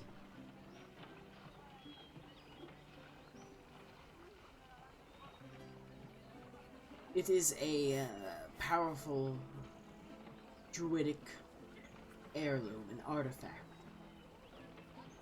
passed between not just one clan, but all the clans. Last it was held within the clan of the Crashing Tide. But it was taken, disappeared. I'm not sure where myself. But should he find himself adjacent to members of the Crashing Tide, or leaders of the Crashing Tide, he may be able to inquire as to it, what happened to it better than I.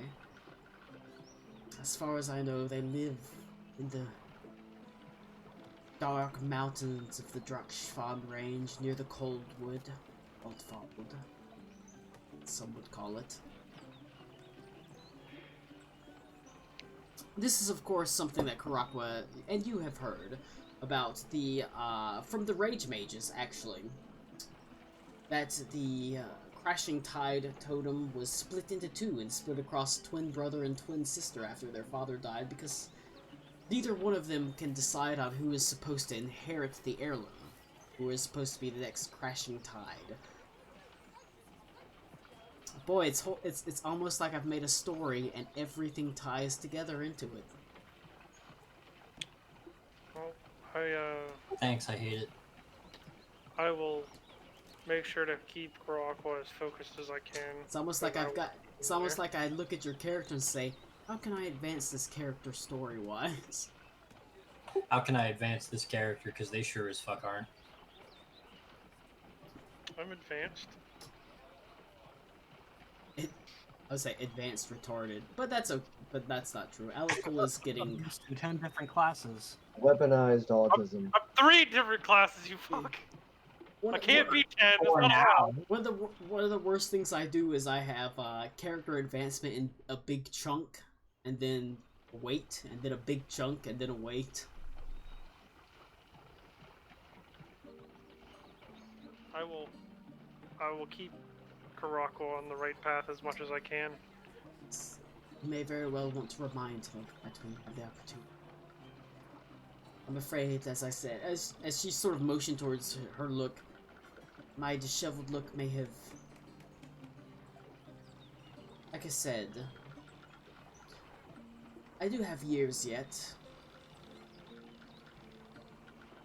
but years are seconds for an elf.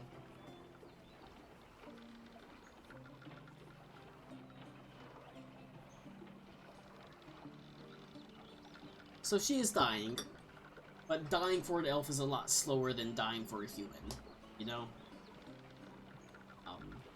Yep.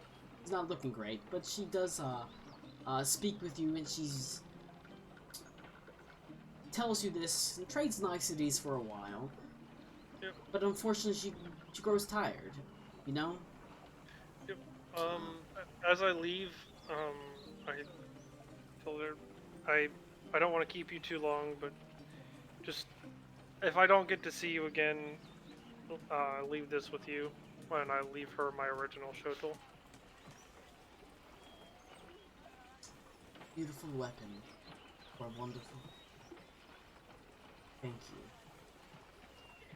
I wish you good fortunes. And I wish you good luck. Journeys ahead. Thank you. You never know. Maybe we'll be back soon. I hope so. Then I'm not going anywhere, I'm afraid. Yeah. And I feel like I'm being pulled across the whole planet. I duck out of the tent and I tell Karakwa we should go. Karakwa says, okay! Does he though? Is his totem just a giant clock? His totem Goes nods around its the neck. head. His totem acting as DM since Cody is too depressed to be here. Nods his head and moves onwards.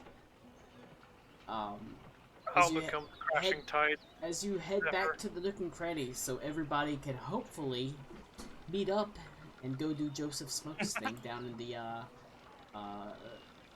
cellars of the Scorched Keep. But meanwhile, the Sapphire Horse Monastery, since it is getting late, read. Yes. It is much as you remember it. There's the sort of large corral that is filled with horses that run around, and you can see there are monks, young monks, maybe 15 to 16, training on these horses, doing all sorts of tasks, horseback archery and horseback jousting. And what? That's because that baby is smart as shit.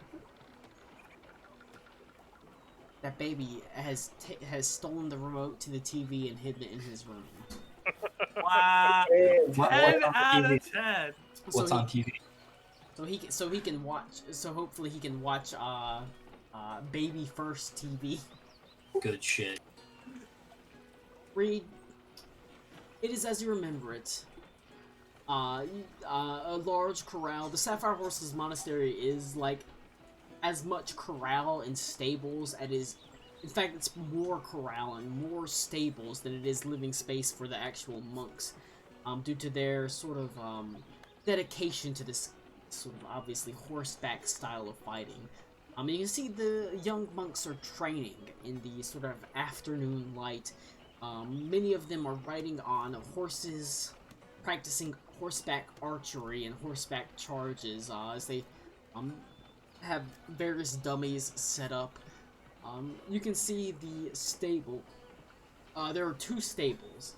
Well, you remember there are two stables, and you can see them.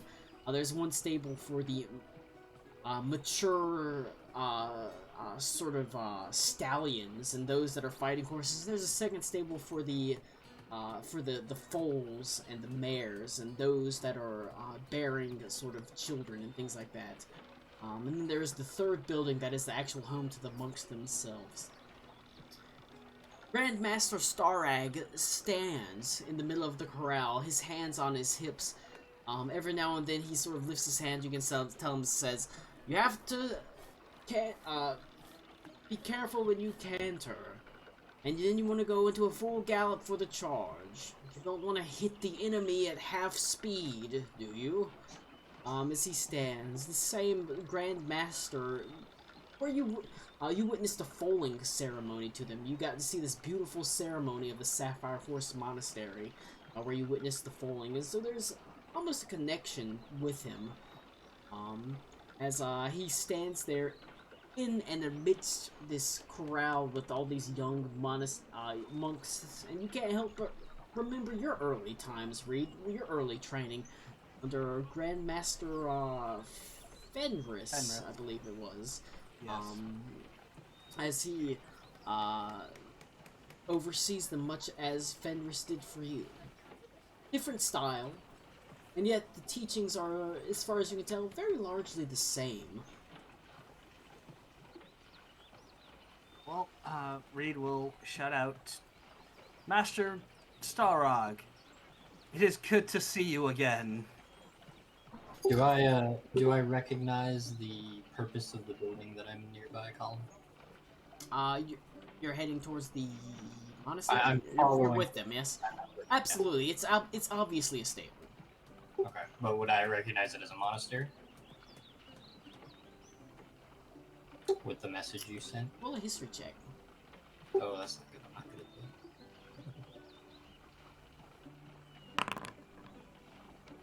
that. 12. The garb is vaguely familiar. They don't wear armor. They bear insignias, and that is vaguely familiar to you. Okay. I would indicate this to Reed, and I say, "Oh, are you a monk?" Yes, I am. Not from here, though. Oh, certainly My not. monastery is far away. They do bear insignias different from the ones that you've seen. Sure. So, I've encountered monks before, not stable hands though. more city dwellers? Well, the ones here have a deep connection to nature, particularly to the horses they breed here. They certainly have take pride in them. Very good. Anyway, Master Starog, it's a pleasure to be. I'm the Master Underbow. I couldn't forget a face like that, or a height like that. He says jokingly, obviously. As most of the monks here are human. What brings you back to my neck of the woods? I thought you were, what was it, traveling up to the north? We were indeed.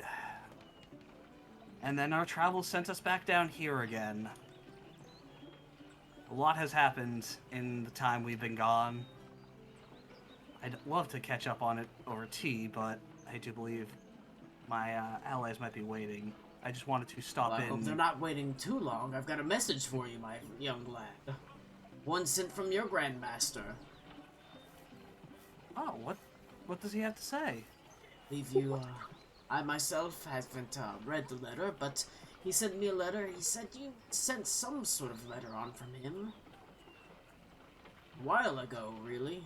Fortunately, he's not been able to get in touch with you. It seems like he's passed the letters along from monastery to monastery up to the north. Even so... Well, we have been moving around quite a bit. Haven't really had too much time to... I understand you can't join me for tea, and that's fine, but if you'll but wait a moment, I can certainly go fetch the letter. Thank you. As he disappears and he quickly returns, he has a couple of letters in his hands as he's sort of rifling through them. You see most of them are opened. You do see he has one letter that has been opened that bears the seal of your monastery. Likely a letter addressed to him as he sort of tucks it away, but then he takes a letter that, the seal remains intact. He is absolutely as good as his word. The wax seal is still in place. That of your Grandmaster Fenris. And you can see, it says on the front, to be delivered to Reed Underbow at the earliest date possible. To be sent farther up north every month. It says, to tell the truth, I'm afraid, there's not many monks too far north than me, at least along the northern coast. So I've kind of held it for longer than I should have. You have my thanks. You've done me a great service. And he says, he kind of takes it and hands it over to you.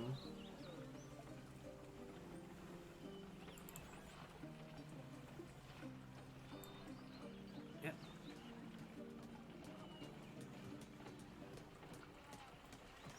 Send it to, it should be, complete your permissions. Read owner, save changes. It should appear in your journal section.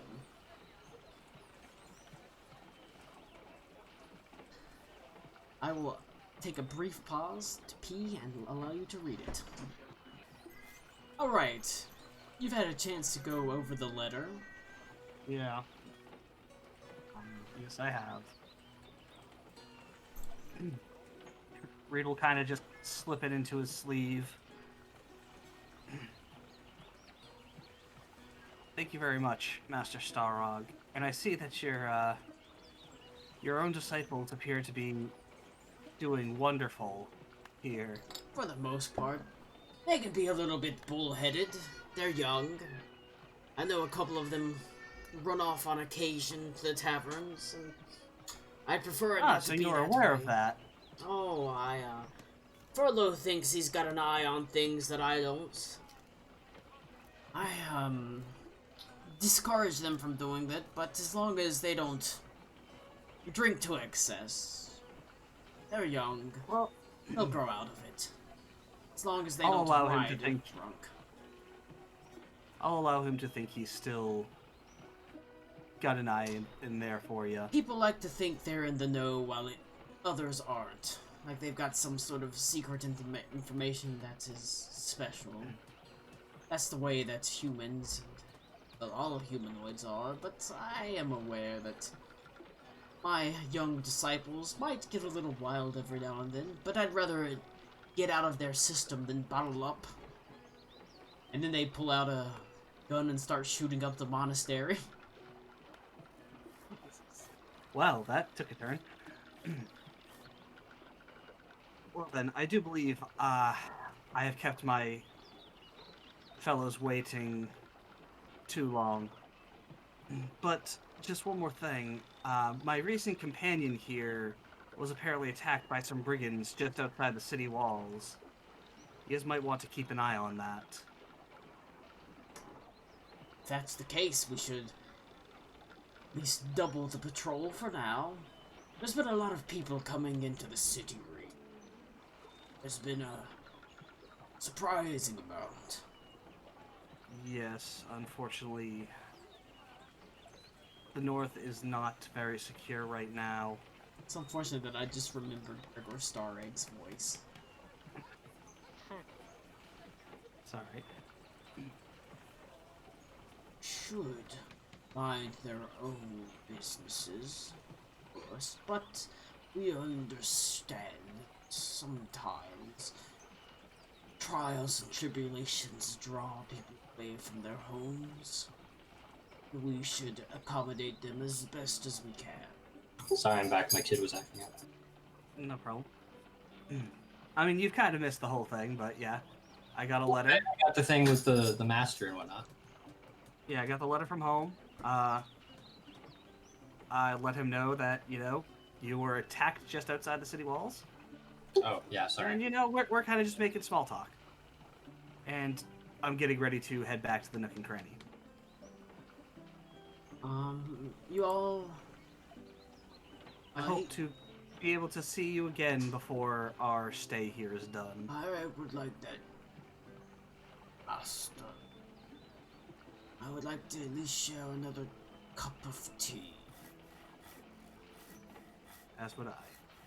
And we will bow one more time before preparing to exit.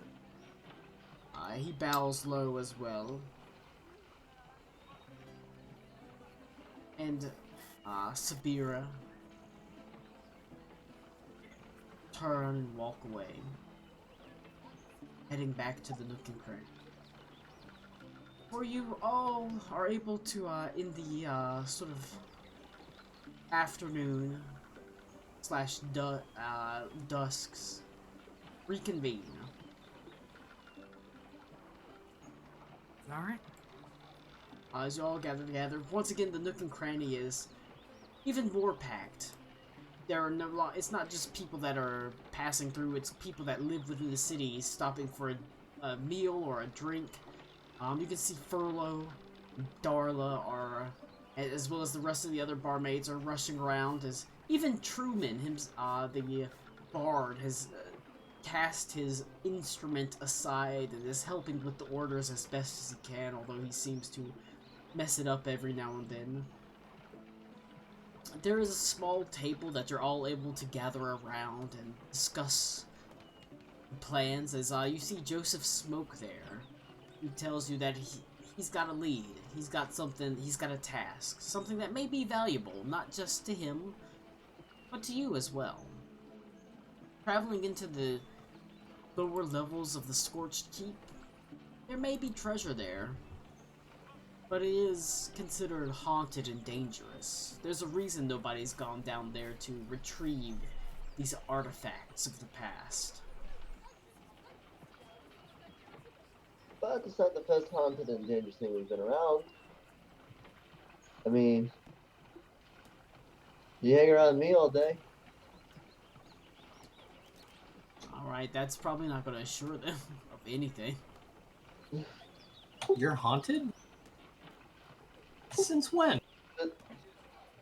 Not actually haunted, just general conversation. Haunted by what happened that night. Oh. There you go. See, Lou's more clever than I am. Alright. However, that feels like something that'll descending into the sub-basements beneath the Scorch Keep is something that will be done next week.